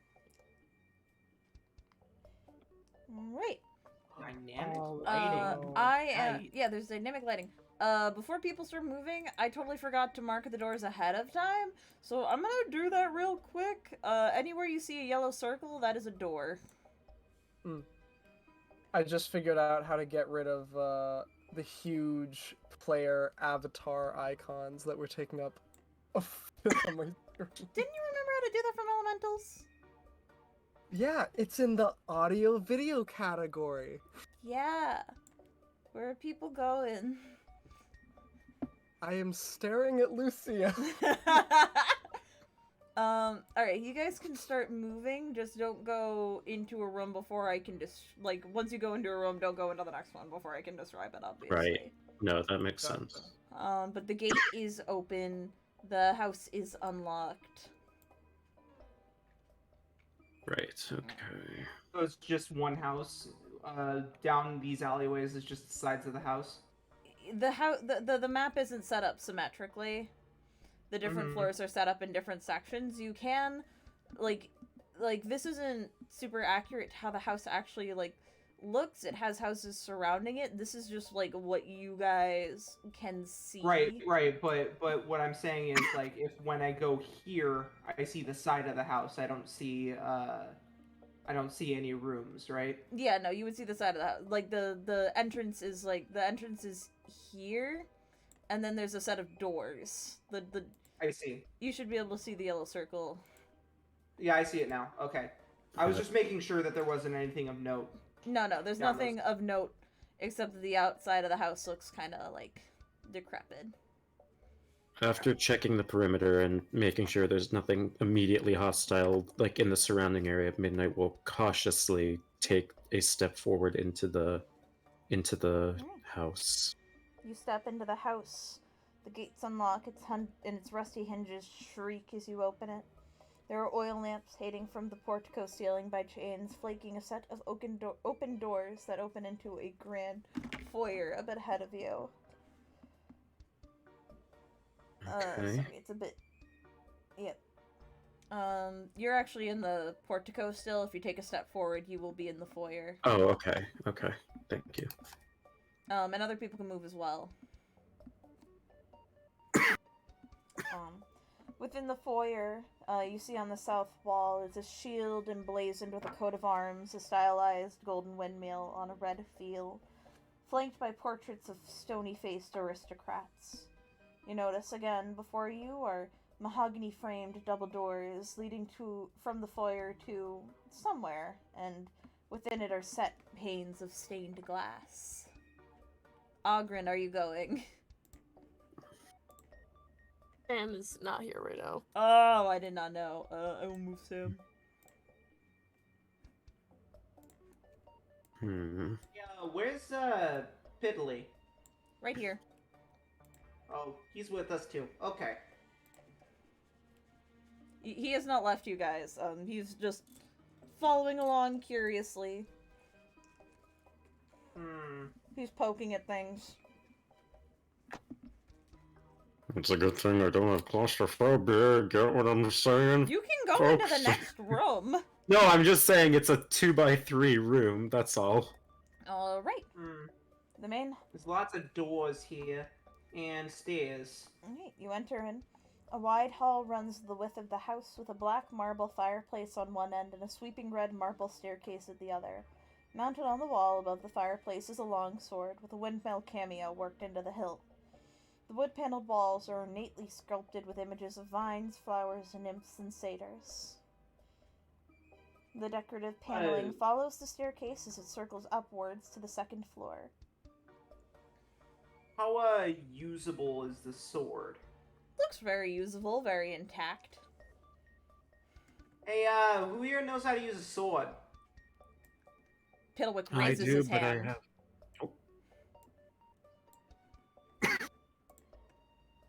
The sword is very much too big for him. Yeah, I don't know about that one. That one might be a bit big for you. Sad face. I want to look at this panel again. Like, what's the? I want to just kind of see. You said that there were. What is it? There are vines, flowers, nymphs, and satyrs. Make me a perception check. All right. Perception. Come on. That's not my character sheet. There's my character sheet. God damn it. What'd you get? That's a Sorry. 9. Anyone want to help me? What's your passive perception? 17. I should start using this, actually, of just, you know. I don't think I'll use it all the time, but for a check like this, especially since you're taking your time with it, I assume. Yes. As you click, you realize that inconspicuously woven into the design, you notice that there are also carvings of serpents and skulls. This house has a very particular sense of decor. Certainly got a way of decorating itself too, yeah? Anyway, I'm gonna try to get a hold of that sword. Right. You pick up the sword. Hey, one of you's probably gonna be able to use this better than me. I'm already in possession of something like that, thank you. Piddlewick's making grabby hands. Yes, I know that you want the sword. I'm not moving in anywhere yet, I'm just positioning myself. Yeah, that's fair, that's fair, that's fair. I lost Piddlewick. Why not pass it Ogren- off to oh, the wait, big fella? Is Ogren not here? What kind of weapon is it? Holy It's a fuck, I long lost sword. Piddlewick. Where did he go? It's a long sword. I believe it. Yeah, I think they said longsword. Oh, I believe It is a long sword. If we do have our starting equipment, I have a great sword. Still wouldn't hurt to have a backup in case that one breaks, yeah? I'll Is he take under it something? if you're offering. I mean, I can't use it. Oh, I forgot to change the so? music. Tits. Yeah, don't worry. No, shut up, Fire Emblem music. Did somebody say tits? I did. No, Kitty. no. Ilios's titties. Yeah, they are pretty impressive. Ow, ow, arm is asleep, hand is Oh. asleep. You okay? Yeah, my hand's asleep. Everything's asleep. Fuck. Everything's asleep. fine. I'm asleep. You're asleep. Oh God, Pink was right. It's a dream. I lost Piddlewick. It's fine. I lost Piddlewick. I thought I was. Pink, Where did how did that- you lose Piddlewick? Hey, I didn't lose nothing. The He's right DM there. lost See, it. he just turned into a green circle. Obviously. I was gonna say this is Piddlewick now. Me when Piddlewick turns into a green fucking circle. There, this is Piddlewick for the time He being. must be under someone, but I'm not sure who. How did you Um, Let me make... try moving. Let me try moving myself. Bing bong. Oh, is he underneath Muten? You see? No. I don't know where he... Everyone check their tokens. I found him! He's on the other Oh, side yeah. of the map somehow! What the f- Okay. I clipped through the wall. Stop clipping through the wall. Through the window! Through the wall! Oh no! Pink decides to enter this room here. No. Ilios, stop. I lost my token. Wait a minute. Wait. What do you mean you lost? Ilios, your where did you token? go? It's gone. It fell is off the map. How did you Day fall one off the in the map? ghost It's house. not possible. I can't believe Ilios is already. Pink, fucking put yourself dead. back. Oh my god. Wait, yep, I got it. Oh, Found there, you. There he is. Okay. Oh. Okay. Okay. Okay. Okay, pulling it back Ogren in. will take the longsword though, unless Okay. anyone else wants it. Okay. Pulling it back in. You take the longsword. Pink, Mhm. you have opened the door to a cloakroom. Within the cloakroom are several black coats hanging from hooks on the walls, and a top hat sits on a high shelf. Pink eyes the top hat. He reaches for it. What color is it? It's a black top hat. A swanky black top hat. Man, if only this came in a nice lavender or magenta. Man, that would really this would really make my look. You catch my drift? No. No? Man, and you call me rude. He puts the hat back. Alright. Do you stay in the closet? No, he leaves. Okay. He comes out of the closet? Well, yeah, I'm bisexual. I'm bisexual. I'm not in the closet. Yeah. Me too, thanks. Alright. Anyway. Anyone else want to go into any room? They're all marked with yellow doors. yellow Yes, I circles. will. I think I will explore this one. Alright. You enter up. 1 second. Into a dining room.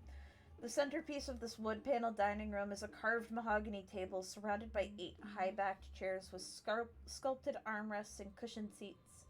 A crystal chandelier hangs above the table, which is covered with resplendent silverware and crystalware polished to a dazzling shine. Mounted above the marble fireplace is a mahogany-framed painting of an alpine vale. The wall paneling is carved with elegant images of deer among the trees.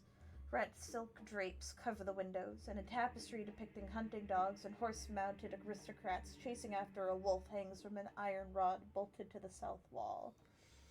You notice, as you all enter, there's a beautiful-looking feast in front of you. It's full of decadent foods and wine and just exotic things. And I need everyone to make me a wisdom saving throw. Well, I guess I'm fucking doomed. Don't worry, Pink is the best at wisdom saving throws. Just the best. He's the absolute Here is best. mine. Oh, actually, he said that enough, and he actually turned out to be the best and rolled an 18. So, Alright, I rolled a 6. So me, Scott, and Tyler all lose. I got a 9. All right. Is that a 9 on the die, or? No. Oh, okay. Yeah, you're fine. Everyone but Pink is compelled to sit at the table and start eating. You feast upon this delicious tasting food that just seems to melt in your mouth, but Pink, as you stand there, your vision flickers and you realize as your friends eat, and you felt the compulsion for a minute too. That's not amazing, decadent food. No, that's rotting, disgusting old food. It's turned into practical muck and gunk. It's covered in mold and mildew and decay, and it smells awful, but your friends are eating seemingly unknowing of what they are consuming. What did you say it was again? Pink looks a bit queasy. I'm sorry, what did you say it was again? What do you mean? Not for... I wasn't listening. What did you say it was that they were eating? Well... You were eating. I know we don't know. Okay. It's actually, like, rotting, disgusting, like, expired food. Guys, I wouldn't be eating that if I was you. What's wrong with it? You guys know about illusion magic, right? No. Can't say I'm familiar with the arcane, no. Well, A little, but I wasn't good at it. Well, let's just say you guys want to stop eating and walk away from the table slowly, and if I tell you what you was eating, let's just say you don't want to know, and let's leave it at that. And Just- as that said, as you are all compelled to come to your senses, it dawns on you. The illusion melts away. I am so sorry. I was hoping I wouldn't have to tell you. You all realize what you've been eating, and I need everyone to make me a Constitution saving throw. Alright. I'm a little bit better at these. Pink is the best at these. Pink, you don't have to make one. You weren't eating. Well, 19. this one's 12. just to see if he throws up. Oh, that's fair. He 24. rolled an 18. He's able to keep it down. Scott, Midnight's fine. Ogren's fine. Pink is fine. Muten and Ilios? 10. 10? 12. Ilios, you vomit up everything that was in your stomach. Muten, you gag, but you're able to hold it down. But Ilios, you cannot help but vomit. Oh, Ilios! Pink walks over and pulls his hair back. There, Yeah. there. Let it all out. Let it all out, bud. Ah! It's all Midnight right. looks at everyone, shrugs, and takes one more bite. Midnight, make me another Constitution saving throw at disadvantage. Ilios. Yes, really, you took another bite. Okay. Also, Ilios, you That's are a 16. you're Hey. fine, amazingly. Fuck you. Ilios, you are going to suffer the poison condition until the next time your turn passes around in combat. So you are going to be, for flavor-wise, stuck with this, but you are going to be afflicted by the poisoned condition the first time you enter combat for the first turn that you are in play. Ugh. Oh, Sorry about that. That's great. Oh, stop it. Where I come from, you take what you can get. Uh, I come from, like, normal people areas. I Like, where want normal friends. people live. I eat good food. I ain't used to this. Well, isn't that nice? Some of us aren't so lucky. Hope Yeah. even mauled me. So, maybe you should Cope. fucking cope, Midnight. Oh, I'm sorry, I couldn't. God. Yeah, but you know, where we come from, we don't brag about how bad off we had it either, you know? Pink kind of moves on to the next room. Alright, what door are you leaving out of? He's leaving out of the south door. He's interested. Okay. Leads... It's back to this room. Yep, back into the main foyer, but you know. Yeah, sounds good. Never mind, it's back to the normal, the foyer. We're looking for a way down, right? They said that we needed to go to the basement. This staircase only goes up. I will say. Also, So, There's the illusory wall. in purple, I will... Phew! Excuse me. I will mark all of the doors you've already been in. Alright. If we hit the It will- wall 50 times, it will actually disappear. This ain't your mama's Elden Ring. Oh, fuck. Well, I got called out. I'll see y'all later. Yeah, I guess, know your memes. I saw the video. Shit. Oh, this looks like a shitter. Oh, okay. I guess Pink has wandered into a room. Alright. Sorry, I am... Pink, I think, just went to the bathroom. Oh, I have to do something with Pink's token so we can see his POV when he walks into things. 1 second. I gotta do it on the right... Pink, get off the screen. I don't need your sexy ass on here right now. I mean, Oh, at God, least you why at is it least you like that? acknowledge my tail is pretty damn sexy. It was a good tale. Yeah. Alright, Yeah, I know it is. there we go. Mom, I threw up. Ilios, did you throw up? Mommy I threw threw up. up. Mama threw up. Mommy threw You up. still have to go to school tomorrow. Oh, god fucking damn it. There's a goddamn bot in the chat. Yeah. Roleplay with each other while I take care of this. I got it. You got it? Muten, Ilios still has to go to school tomorrow, right? Even though he Oh. threw up. Remember, everyone, hydrate or dihydrate. Block. Mm. Oh, wait, not block. Hello. No, you gotta fucking... Ban. Don't forget to report it. Report. Wait, how do I not have access to ban? You're a mod! Oh, I'll take care of it. Someone fill the space. Man, ain't it crazy how I just walk into things and then things happen? That's pretty crazy, right? Actually, the last time you walked into things and things happened, Ilios threw up. I threw up. Maybe, Well, actually, maybe to be we should go fair, a little slowly. to be fair, Midnight Oh, there is it the one is. that walked into that room, but I walked into this toilet room by myself, so I will suffer the consequences by myself. Thank you very much. I got it. Okay. The toilet explodes, I'm sure of it. Well, I mean, you know, if it explodes, it explodes. I had to deal with worse in my apartment. I mean, what, do you think that repairman actually came to that place? No siree. Gotta fix that shit on your own if you want it fixed in a timely manner. There we go. Okay, Oh, hi, Midnight. sorry about that. Well, hi, Midnight. Welcome to the Hi, bathroom. Midnight. You enter into a kitchen. The area is tidy with dishware, cookware, and utensils neatly placed on shelves. A work table has a cutting board and a rolling pin atop it. A stone, dome-shaped oven stands near the east wall. Its bent iron stovepipe connecting It to a was hole in the Dio. ceiling. Can you not Who hear me, threw up? guys? Oh, apparently they can't hear me. One So how minute. about that sports Ilios ball? threw up. Oh man, I love the sports ball. Hello. It's where you Hello? Well, the- My mic had cut out. I had started explaining things, so I have to start from Oh, the okay. beginning. No. Wait, Pink, why did you leave the room you were in? I know I am still in the same room. Oh, Where you I had was. clipped out of it for a minute. Okay. Anyway, the kitchen area is tidy, with dishware, cookware, and utensils neatly placed on shelves. A work table has a cutting board and a rolling pin atop it.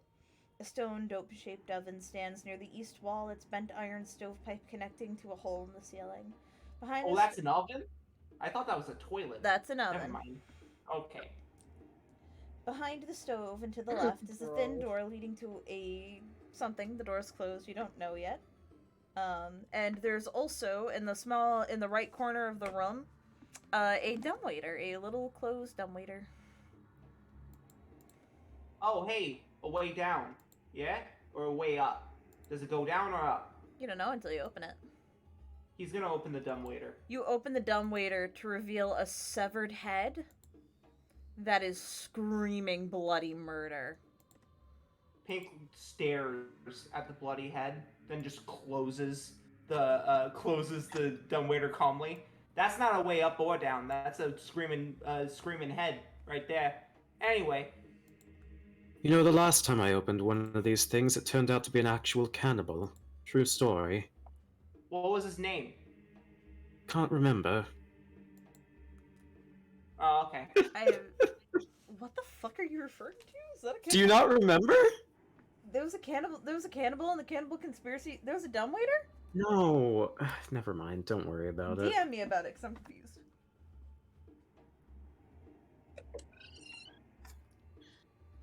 What was that noise? Alright. Anyway, it looks like this place ain't actually all that bad. Which door was the dumbwaiter? The dumbwaiter is down in the corner. You closed So- it. Yeah, I closed it You again. opened it and closed it, and then there's a small skinny door up here. What's through the skinny door? You open it and you find a well-stocked pantry full of, like, all these different, like, you know, just normal-looking foods. Not opulent like the illusion before, but, like, you know, apples, bread, scored meats, you know. But you'd normally Yeah, find in a but, medieval pantry. I don't know about all this. I'm gonna close this again, you know, just in case. Right. Midnight, I know you're perceptive enough. You'd see that there was food.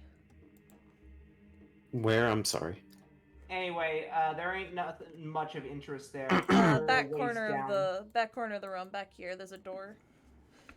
There's a door. You clip through the wall into another room, dear. Take a step to the right. To the right? To the right. Oh, cool. And then right in front of you is a pantry. Cool. You can't enter it, but I know Midnight seems to care about food, so... Yeah, so what is... In front of you is a well-stocked pantry filled with different, like, you know, apples, meat, a couple of preserved cheeses, stuff like that. You know, like, preserved pantry food. I want to get a good look at it this time and make sure it's not fake. Roll a perception check. Cool. I get the distinct feeling I guess this would be investigation rather than perception. Oh boy, my favorite skill. Yeah. What do you get? 6. Looks normal to you. I don't like that, but I'll take it anyway. What do you take specifically? Do you eat anything now, or do you save it for later? Save it for later. Alrighty. Take a meat and a couple pieces of fruit. Okay. I am gonna put us on a break for a hot minute. I have to go pee. So, party can have a conversation while I go tinkle.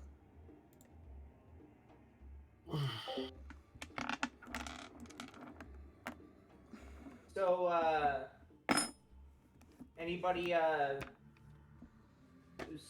are you guys from? Like place names? Are we from all the same place, or are we all from different places, if that makes sense? I've never met any of these people. Well, yes, I know we haven't met each other, but we might, you know, recognize some of the places that one another are from.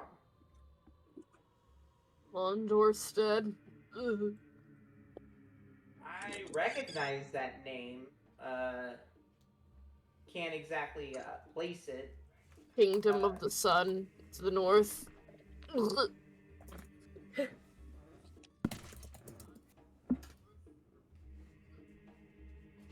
How about you, big guy?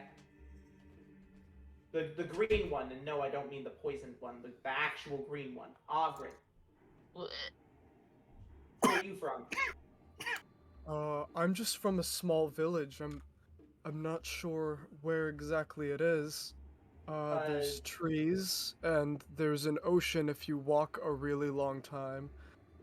There's other villages about the same size. Does it have a name? Does your village have a name? I think so, but I can't remember. Uh-huh. How about you? You mentioned that you were the chief of the Turtles? Some kind of patriarch or something? How perceptive of you, dear boy. Well, Yes. I mean, you did tell us, but yeah. Sharp, too. I like that. But yes, I am the elder for the turtle people in and of as a whole. When you get to be my age, there's not much dispute in who it is holds the most power amongst the turtle civilization, especially when you're 350 years old. And what kind of place are you from? I know that you're the chief of the turtle people, but like, are you from an island? It's a small, discreet coastal civilization. Most of our interactions with the remainder of the realm ultimately come in the form of trading, the exchange of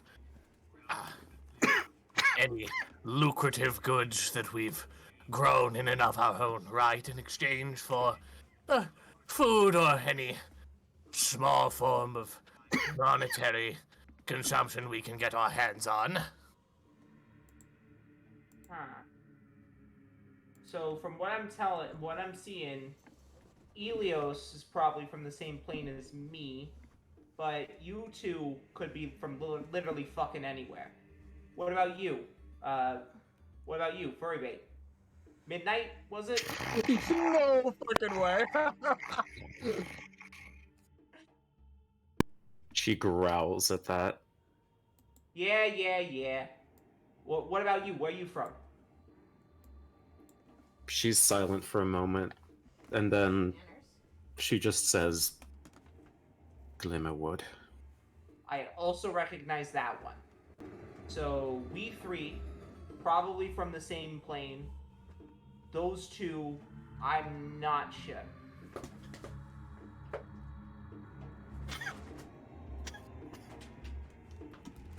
Is Sleepy back? I can't. Nope, Sleepy's not back. Well, guess I should at least tell you where I'm from. I'm from big city, you know, the city. It's all I ever really called it. Oh, Sleepy's back. I am. All right. Sorry about that. Sleepy? I'm here. Like New York? This is a joke. More like Boston. Where the fuck is that? It sounds like shit. Damn, Boston? Fuck that place. Sorry. Fuck Boston. Can y'all hear me? Yeah, we can hear you. Yeah. Pog, okay. Alright.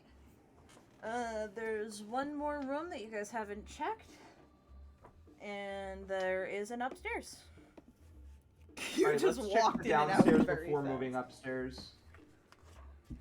Down here, right? Yes.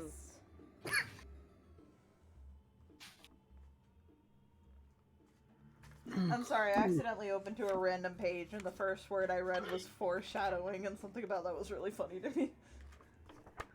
You're okay. Doom. Alrighty. Sorry, I have to scroll down a little bit. I can't see shit. I sit in the corner. This oak-paneled room looks like a hunter's den. Mounted above the fireplace is a stag's head, and positioned around the outskirts of the room are 3 stuffed wolves. 2 padded chairs draped in animal furs face the hearth, with an oak table between them supporting a cask of wine, 2 carved wooden goblets, a pipe rack, and a candelabrum. A chandelier hangs above a cloth-covered table surrounded by 4 chairs. 2 cabinets stand against the walls. The east cabinet sports a lock and is it's wood paneled but with glass fronts, so you can see what's inside. It contains a heavy crossbow, a light crossbow, a hand crossbow, and several sets of bolts. The north cabinet doesn't appear to have a lock and seems to hold a small box containing a deck of playing cards and an assortment of wine glasses. Breaking character. Midnight can't help but imagine one of these wolves in a top hat for some reason. Fuck off. Hey, wait a second. There's a top hat in the other room. We can make that a reality. Oh, damn it. Anyway, Pink is saying that while he is trying to pick the lock. I was gonna... Okay. Yeah, you know what? Sure. Go... You know what? Go ahead. I'd love to see this. You think that you're the only one who knows how to use thieves' tools, huh? By all means, go ahead. I'd love to see this. Yeah. Thieves' tools, query. Do you want me to... What do you want? You want me to base it off of Dex? Yeah, Thieves' Tools is Dex. Okay, so that'd be 3 plus 2, that's a plus 5. Yes.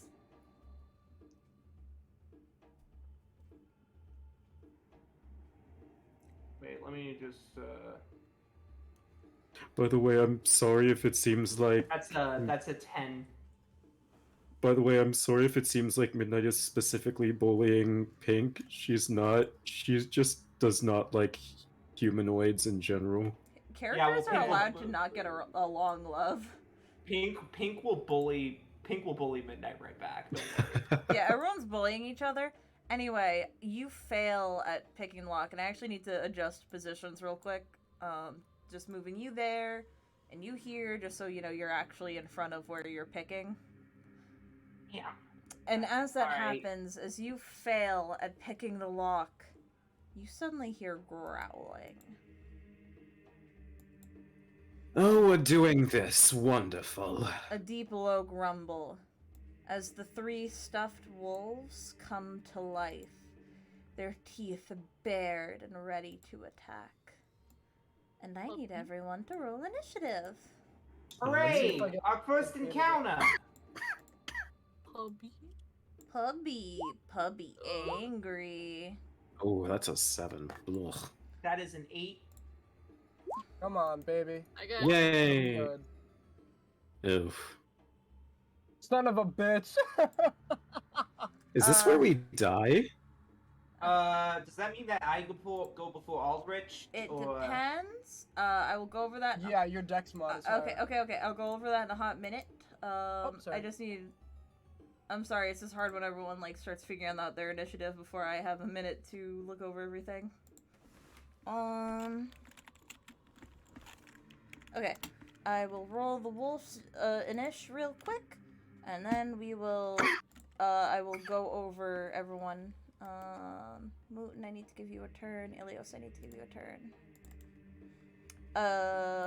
I forgot what the poison condition does, but I know it gives you disadvantage. I think that includes disadvantage on initiative. It gives disadvantage on all it's just rolls. attack and ability. Yeah, Initiative is an ability check. It really? It is. I'm gonna pee. What is it? That's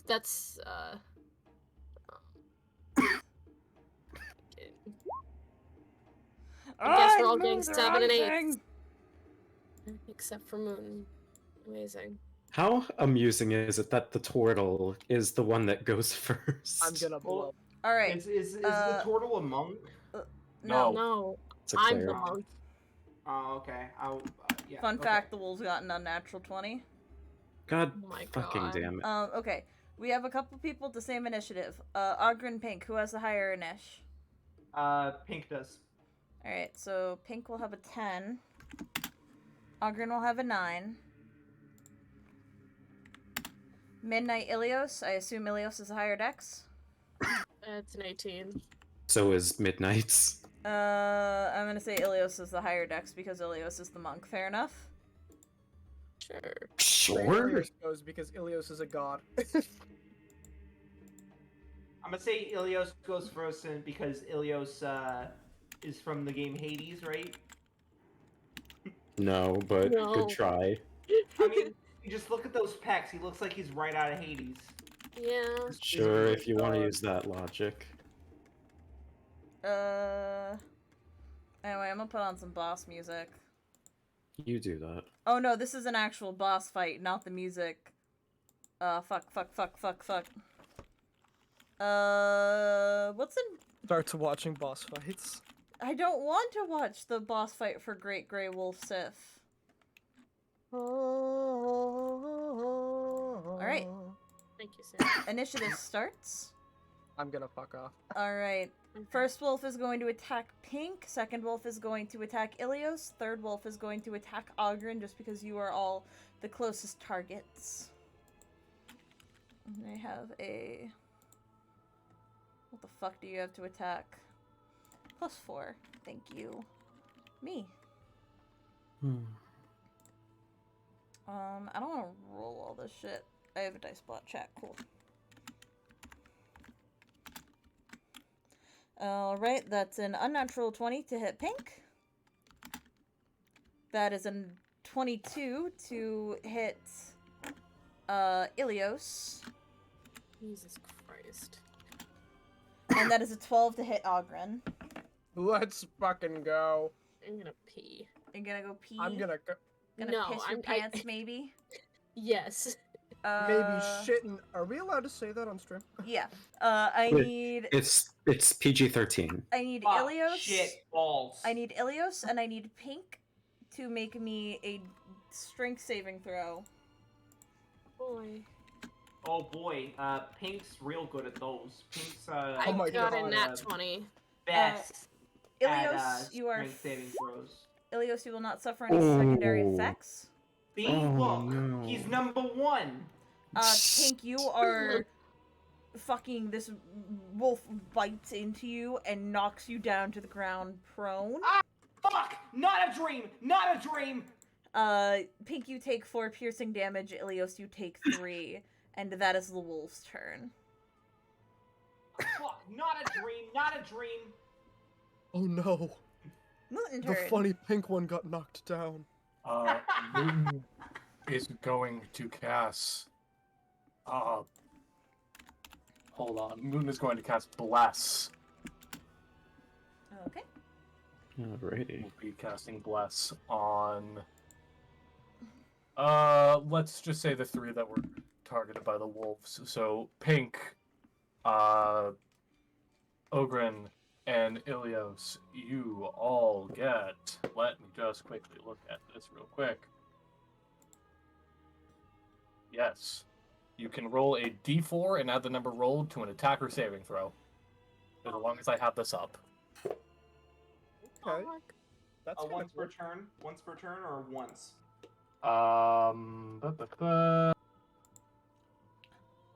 Whenever a target makes an attack roll or a saving throw before the spell ends. So, Is it a concentration? it's concentration. That's why. That's very cool, though. Bless is good. Bless is good. So I can do it. Say if I were need to make a saving throw before I attack, I could use it on both. Okay, I see. All right. And is that all you do on your turn? That is my turn. All right, Pink. It is your turn. You are being grappled by a wolfie. Man. So question, right? Yes. If I were to say use a ranged spell at point blank range, would it be more likely to hit right now? It's actually less likely. I don't usually like using that rule, so we're just gonna let you roll normally. Never Like, it'd be... Because it's a spell and not, like, a bow and arrow. Like, I think realistically a bow and arrow would impose disadvantage, but if you're just, like, fucking touching this wolf and blasting it... Hey, guiding bolt. Alright. Roll to hit. Where's my guiding bolt? Oh, I actually have to roll this shit. Guiding bolt is +7. Sweet.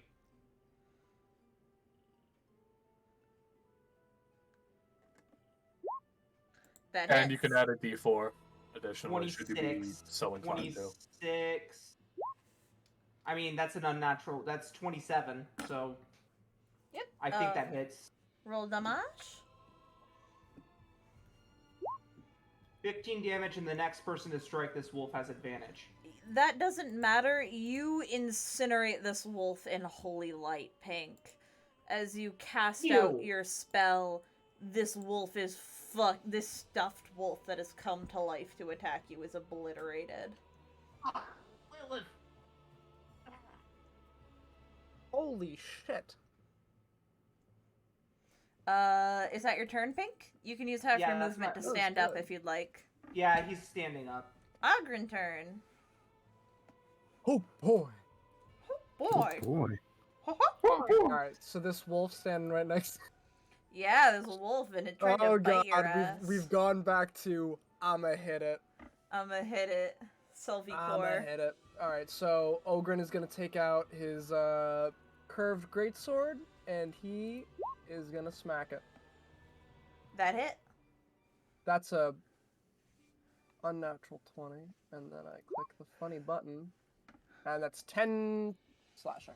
This thing is barely alive.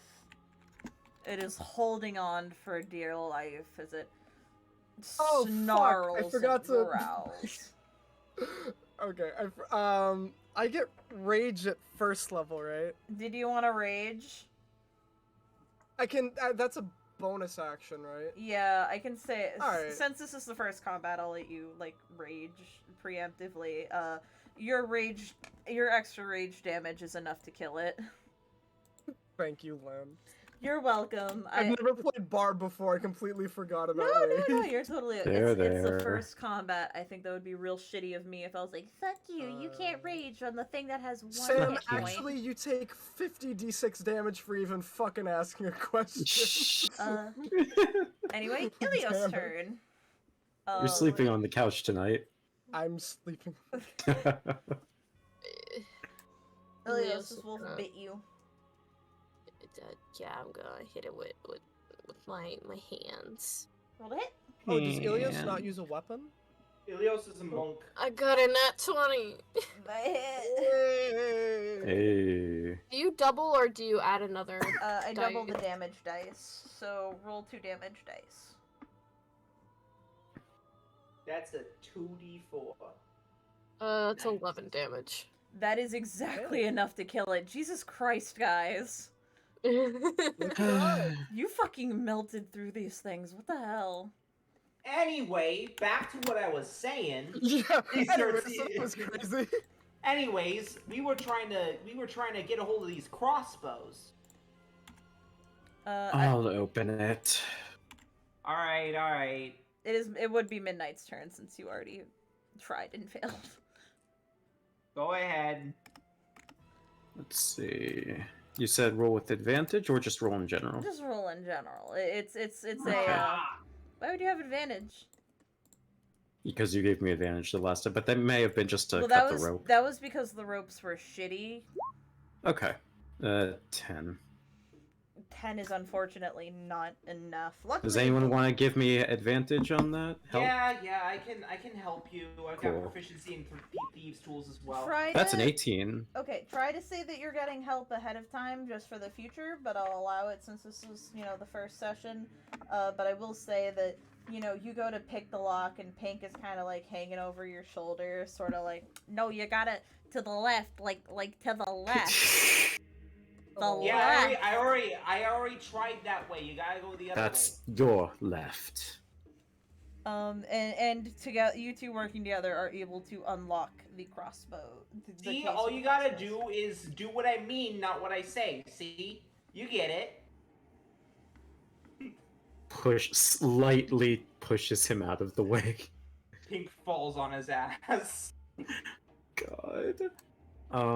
She will. What did you say was in there? I'm sorry. Crossbows. There is That's- a heavy crossbow, a light crossbow, and a hand crossbow, and 20 bolts for each weapon, but I don't track that. Who keeps track of the ammo? I'll take the light crossbow. Okay? I guess I'll take the hand crossbow.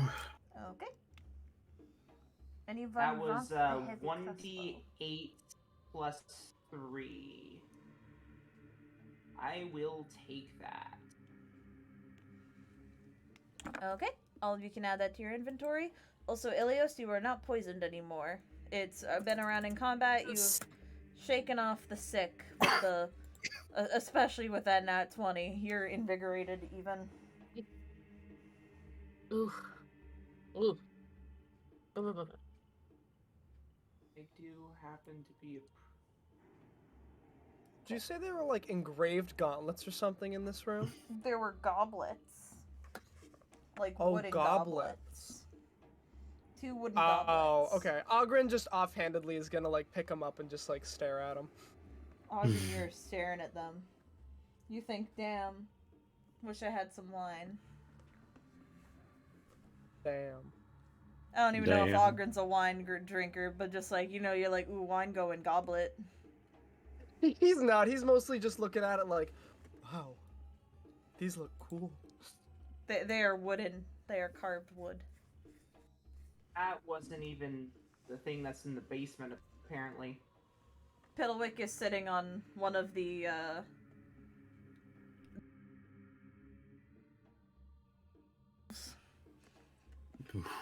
You having fun there? He nods. Alright. Any ways down in this room? Nothing that you can see. Well, I guess that means we gotta go up if we can't go down, right? Gotta go up to go down or something like that? Doesn't make a lot of sense, but maybe. Alright. Nothing. A bunch of taxidermy wolves woke up and started attacking us. Like, you're expecting this house to make sense all of a sudden? Well, you have a point. I have to move you all at once, so just accept the fact that you have been grouped up as I'm about to teleport you across the map. We. No, not only Piddlewick, I need the whole party. Party.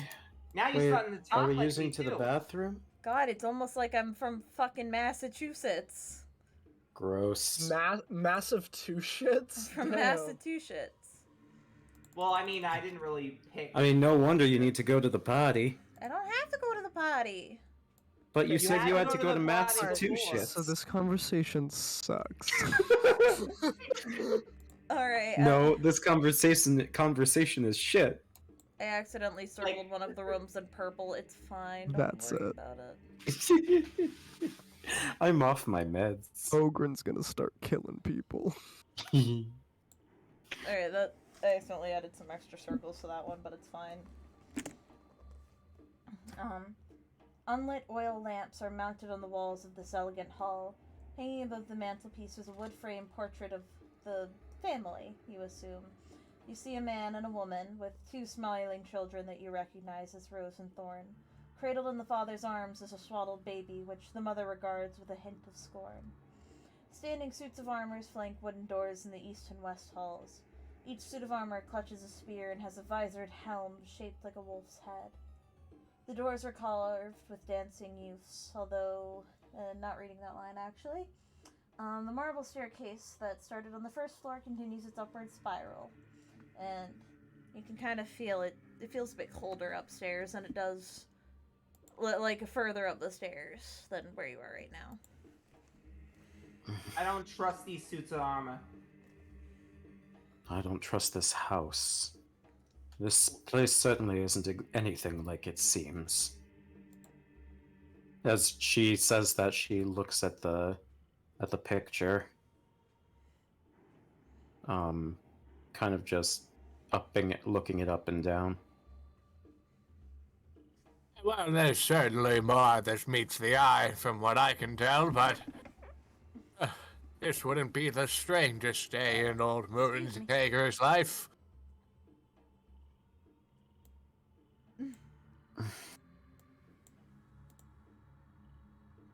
I'm starting to think that we got conned. Played like a goddamn fiddle. He opens this door. You open that door? Okay. Alright. Mm-hmm. You open that door into a library. Red velvet drapes cover the windows of this room. An exquisite mahogany desk and a matching high-back chair face the entrance from the fireplace, above which hangs a framed picture of a windmill perched atop a rocky crag. Situated in the corners of the room are two overstuffed chairs. Floor-to-ceiling bookshelves line the south wall. A rolling wooden ladder allows one to more easily reach the high shelves.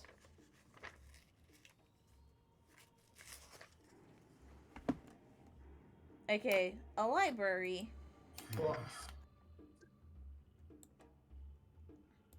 Does anybody like books? There's a lot of books in here. No. Really. Well, what is a library if not an opportunity to begin to learn? Listen. I'm a sorcerer. I don't gotta learn shit. You can certainly learn some manners. Agreed. Oh, you're one to talk, Miss Dark and Brooding.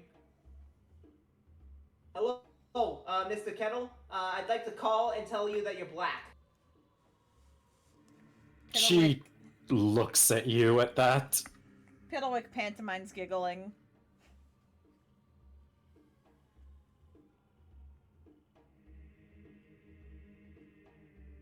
Anyway, do we have A little anything? funny. Does anybody want to do anything in here? I suppose I could spare a moment to see the inner machinations of this house's library. Okay. Perhaps a motley story could ease our spirits even just a smidge. Is that you asking to make a perception check? Yeah, sure, I'll make a perception check. Go for it, geezer. God be with us. That's a 15. God is That- with us.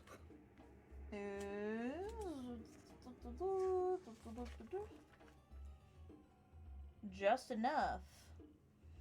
You notice there's Ooh. a fake book within the shelf. I'll move you in front of where it is. Oop, I moved you out of the house. There you go. Thank you. Right in front of you, there is a fake book. Well, what do we have here? An unusual... Strange. I don't remember ever hearing anything from this author's works, but... fake it may be. Let's take a look. And Muten. Listen, It's just careful. because you've never heard of an author doesn't mean that their work is fake. As you pull it, Kind of jiggles door- the book out of Is- place. as you jiggle it, open it, you hear a click. And it springs open a secret door leading into a room. So you can take a step forward, Muten. Okay. That'll be. Oh, no, I'm sorry. I meant to your right. I was about to say.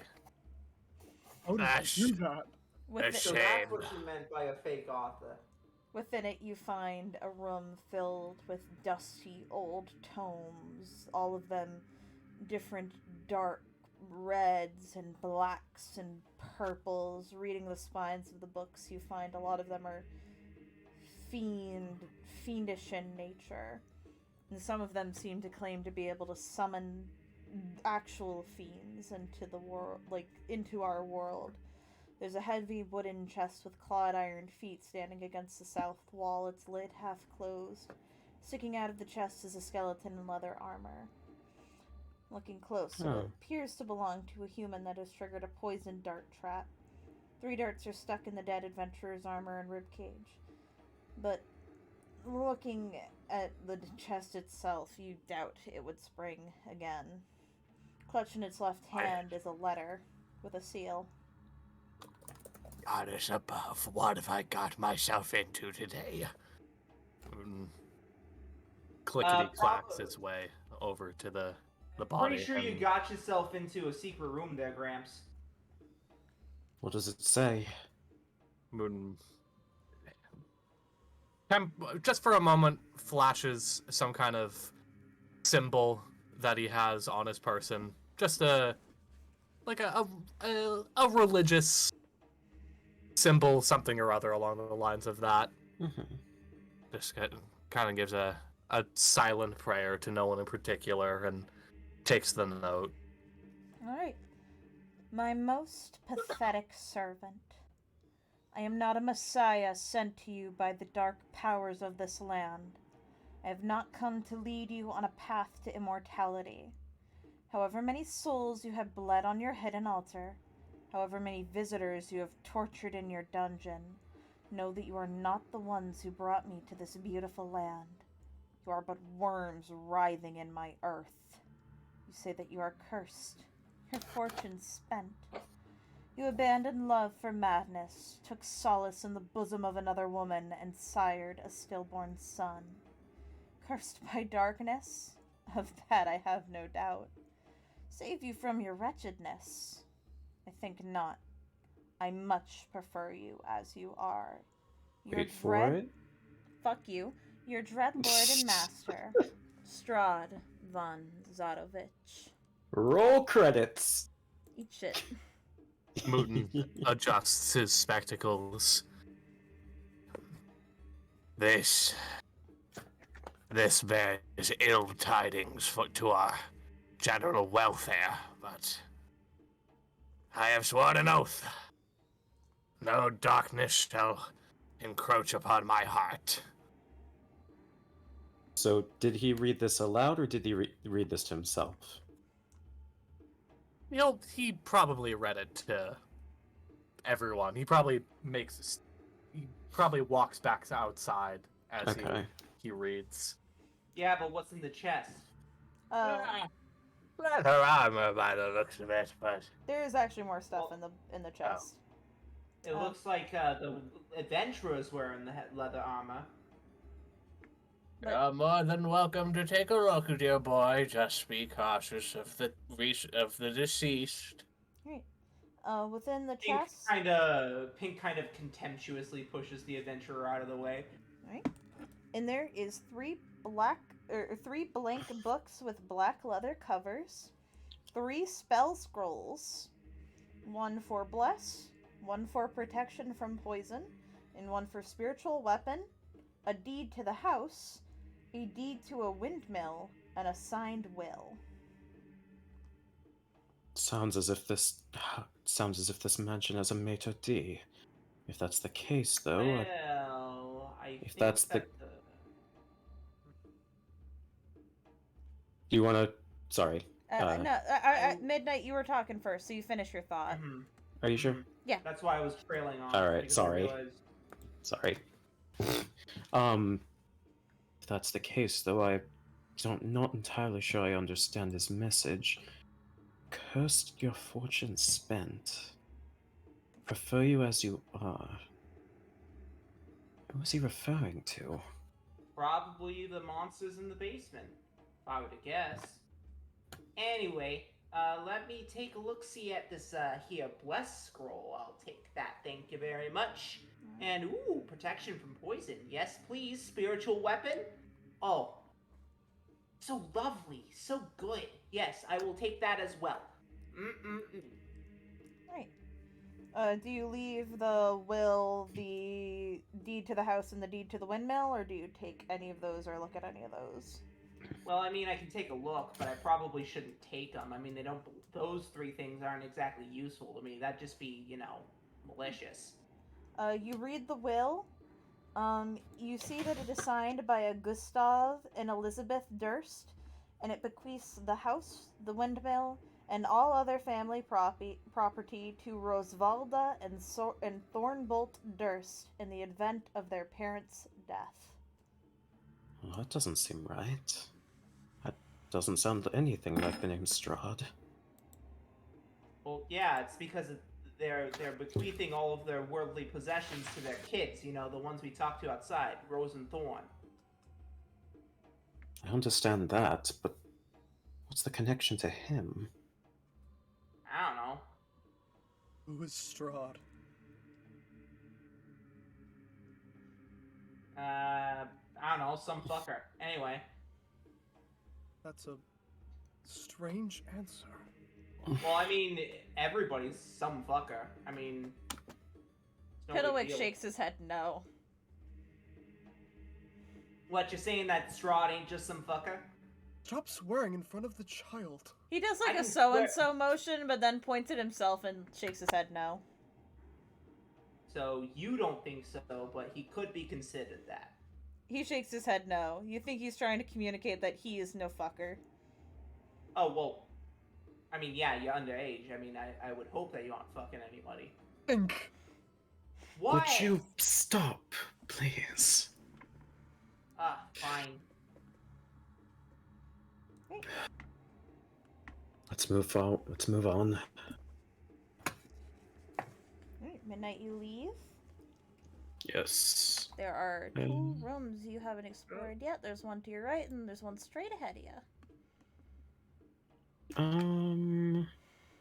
I think you said to the right and straight ahead. Yeah, there's a small one to your right, and then there's a set of large double doors like the library down here. Double doors? I like double doors. think. Pink Cyan, those double doors. I think I'm going to look. Yeah, I was gonna say I'm gonna look through the double doors. Alright. Double Oops. doors. Alright, 1 second. Mm-hmm.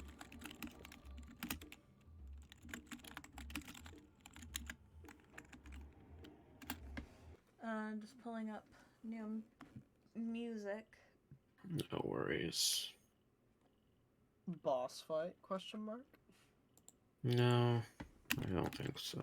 Could be. You don't know. How many rages do I got anyways? I think I got 2. Yeah, I got 2. Alright, well, I got one more... I have one more gamer moment left in me. You enter Wait. into this large room. A conservatory. Gossamer drapes cover the windows of this elegantly appointed hall. which is a brass-plated chandelier hanging from the ceiling. Upholstered chairs line the walls, and stained-glass wall hangings depict beautiful men, women, and children singing and playing the instruments. A harpsichord with a bench rests in the northwest corner. Near the fireplace is a large standing harp. Alabaster figurines of well-dressed dancers adorn the mantelpiece. As you all enter this room, you feel a familiar lack of control, similar to what you felt before in the kitchen, but this is different. You all feel your bodies begin to move on their own. You start to dance. A waltz.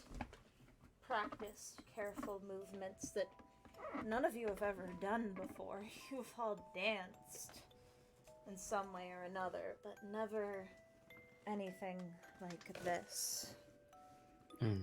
And as you dance, figures appear around you. Ghosts, seemingly. Shadows, you're not sure. They dance with you. They dance with each other. And you're not in control. You can't speak. Open your mouth. I lost my notebook, apparently, but that's fine. Noticeably, after a while, each of you are met with a dancing partner. Someone who's sticking with you for the majority of the dance. Muten, you find yourself dancing with the shadow of what appears to be a hunched-over elderly woman. Withered and old. Pink, you seem to be dancing with a more mature woman. A tight dress. Nothing too revealing, but intelligent. Ilios, you're dancing with what seems to be a priest. 1, 2, 3. 1, 2, 3. Ogren, you dance with a woman. Her fingers, her gaze feels sharp upon you. Midnight, you yourself are dancing with a woman as well. She seems to be missing a leg. She holds on to you, and she dances with a strength. And you all notice it. Each of you in turn, the shadow that's watching you. Tall, imposing. The only bit of color you can see from the shadows. A pair of glowing red eyes. He walks over to the harpsichord. He's playing the melody you're dancing to. And he watches all of you. First Muten, then Pink, then Ilios, then Ogren, and finally Midnight. He stares at you for a very long time, until the song slowly fades out, and you all stop. Everything ends suddenly. You're all in control of your senses again. Piddlewick never entered the room. Oh. Who was that? There was a lady. There were several ladies. I've never danced with a lady before. Yeah, me neither. Midnight is going to observe the harpsichord. Try and get closer to the seat. Is anyone there? There's nothing. Why would anything be there? The shadow's gone. But it still feels like it's staring at you.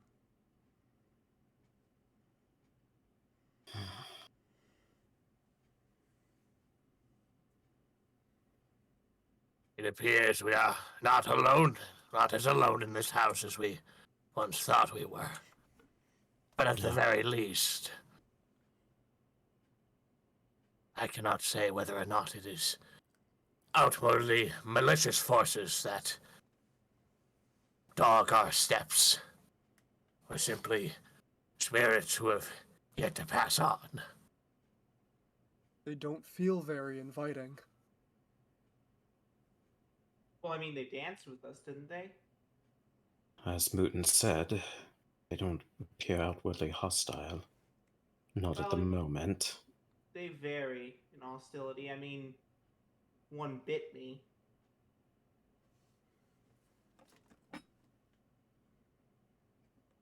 Whoever our pursuer is, regardless, they're a tricky mind, that is for sure. I'm no spring chicken, but they were able to easily take control of our bodies and seem to have a comprehensive understanding of at least a few different schools of arcana. Yes. I think we're fucking with something that may be out of our depth. Oh, I never liked magic.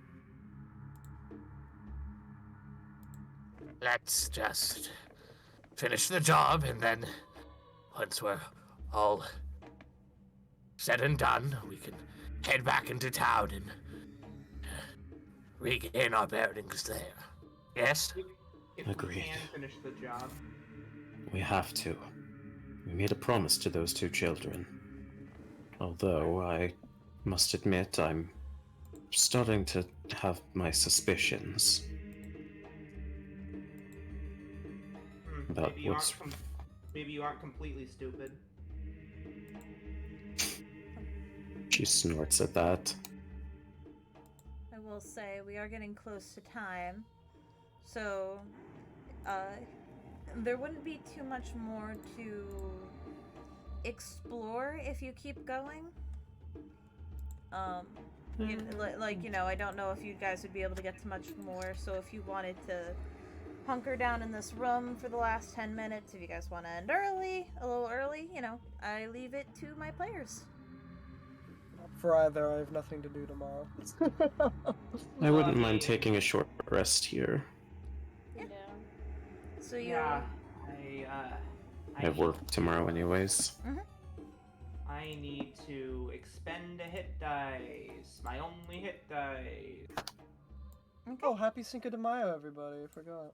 Happy Cinco de Mayo. We celebrate any holiday that has to do with destroying the French. You Sorry, all, French. That is full health. all hunker down in this room because very noticeably, though you did feel the feeling of being watched for a while, once the dance was over, a feeling of safety did wash over you. You hadn't realized how much it had felt you were being watched in this house until the feeling finally left. A weight lifted from your shoulders. And you all make rest here so that Pink and Ilios can lick their wounds. Piddlewick eventually walks in, realizing you guys aren't leaving anytime soon.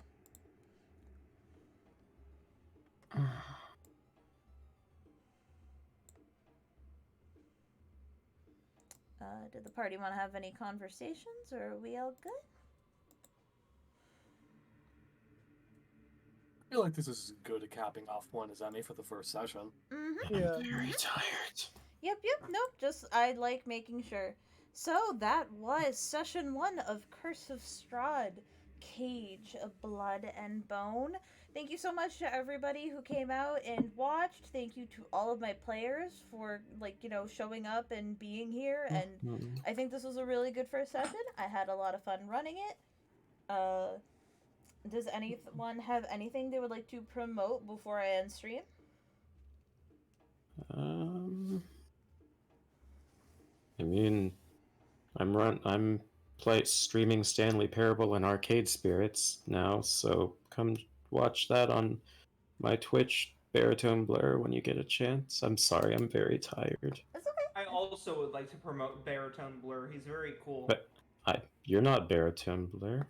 No, Street? I'm promoting you, silly. You're gonna I have to don't have promote anything Baritone Blur on this one. Yeah, Guys. promote Baritone Blur. After Guys. lengthy analysis of the current meta, I want to put Baritone Blur Jesus, in the, guys. in the I would like to promote tier. That's gonna be your easy S tier. Let's plug that into the moist meter real quick.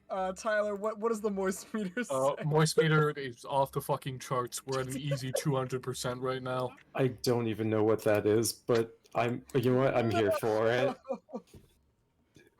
Yeah, no, I just said that because I don't have anything to promote. Go watch Scott's stuff. He's really cool. I like him. Agreed. Go watch Scott's stuff and tune in for Dog's Cast. That'll probably be this Monday night. I think y'all are still having session, right? The current plan is to, and I won't forget to name important NPCs.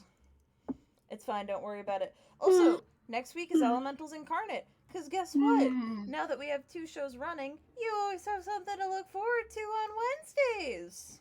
Well, me and Scott will be there.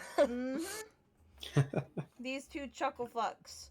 So I won't. My characters are like the polar opposites of these streams. At Wednesday, every other Wednesday, I either play funny himbo who is a joy, and this campaign, I'm like, no, I am the knight. I wish to be alone. No, wait, come back. So Scott, basically what you're telling me is we swapped characters on Yes. Strahd. Except your Midnight feels a little more Velka than Solvi, but yeah, we kind of swapped characters. I mean, I have her as lawful neutral, but not lawful evil, so I mean... Oh, I forgot that Velka's straight up evil. anyway, I am gonna end session. Yep. Bye-bye, everybody! Oh wait, I should see if Have there's a good anyone to night, raid. everybody. There's no one to raid. Bye-bye, everybody! Bye, guys. Bye. Late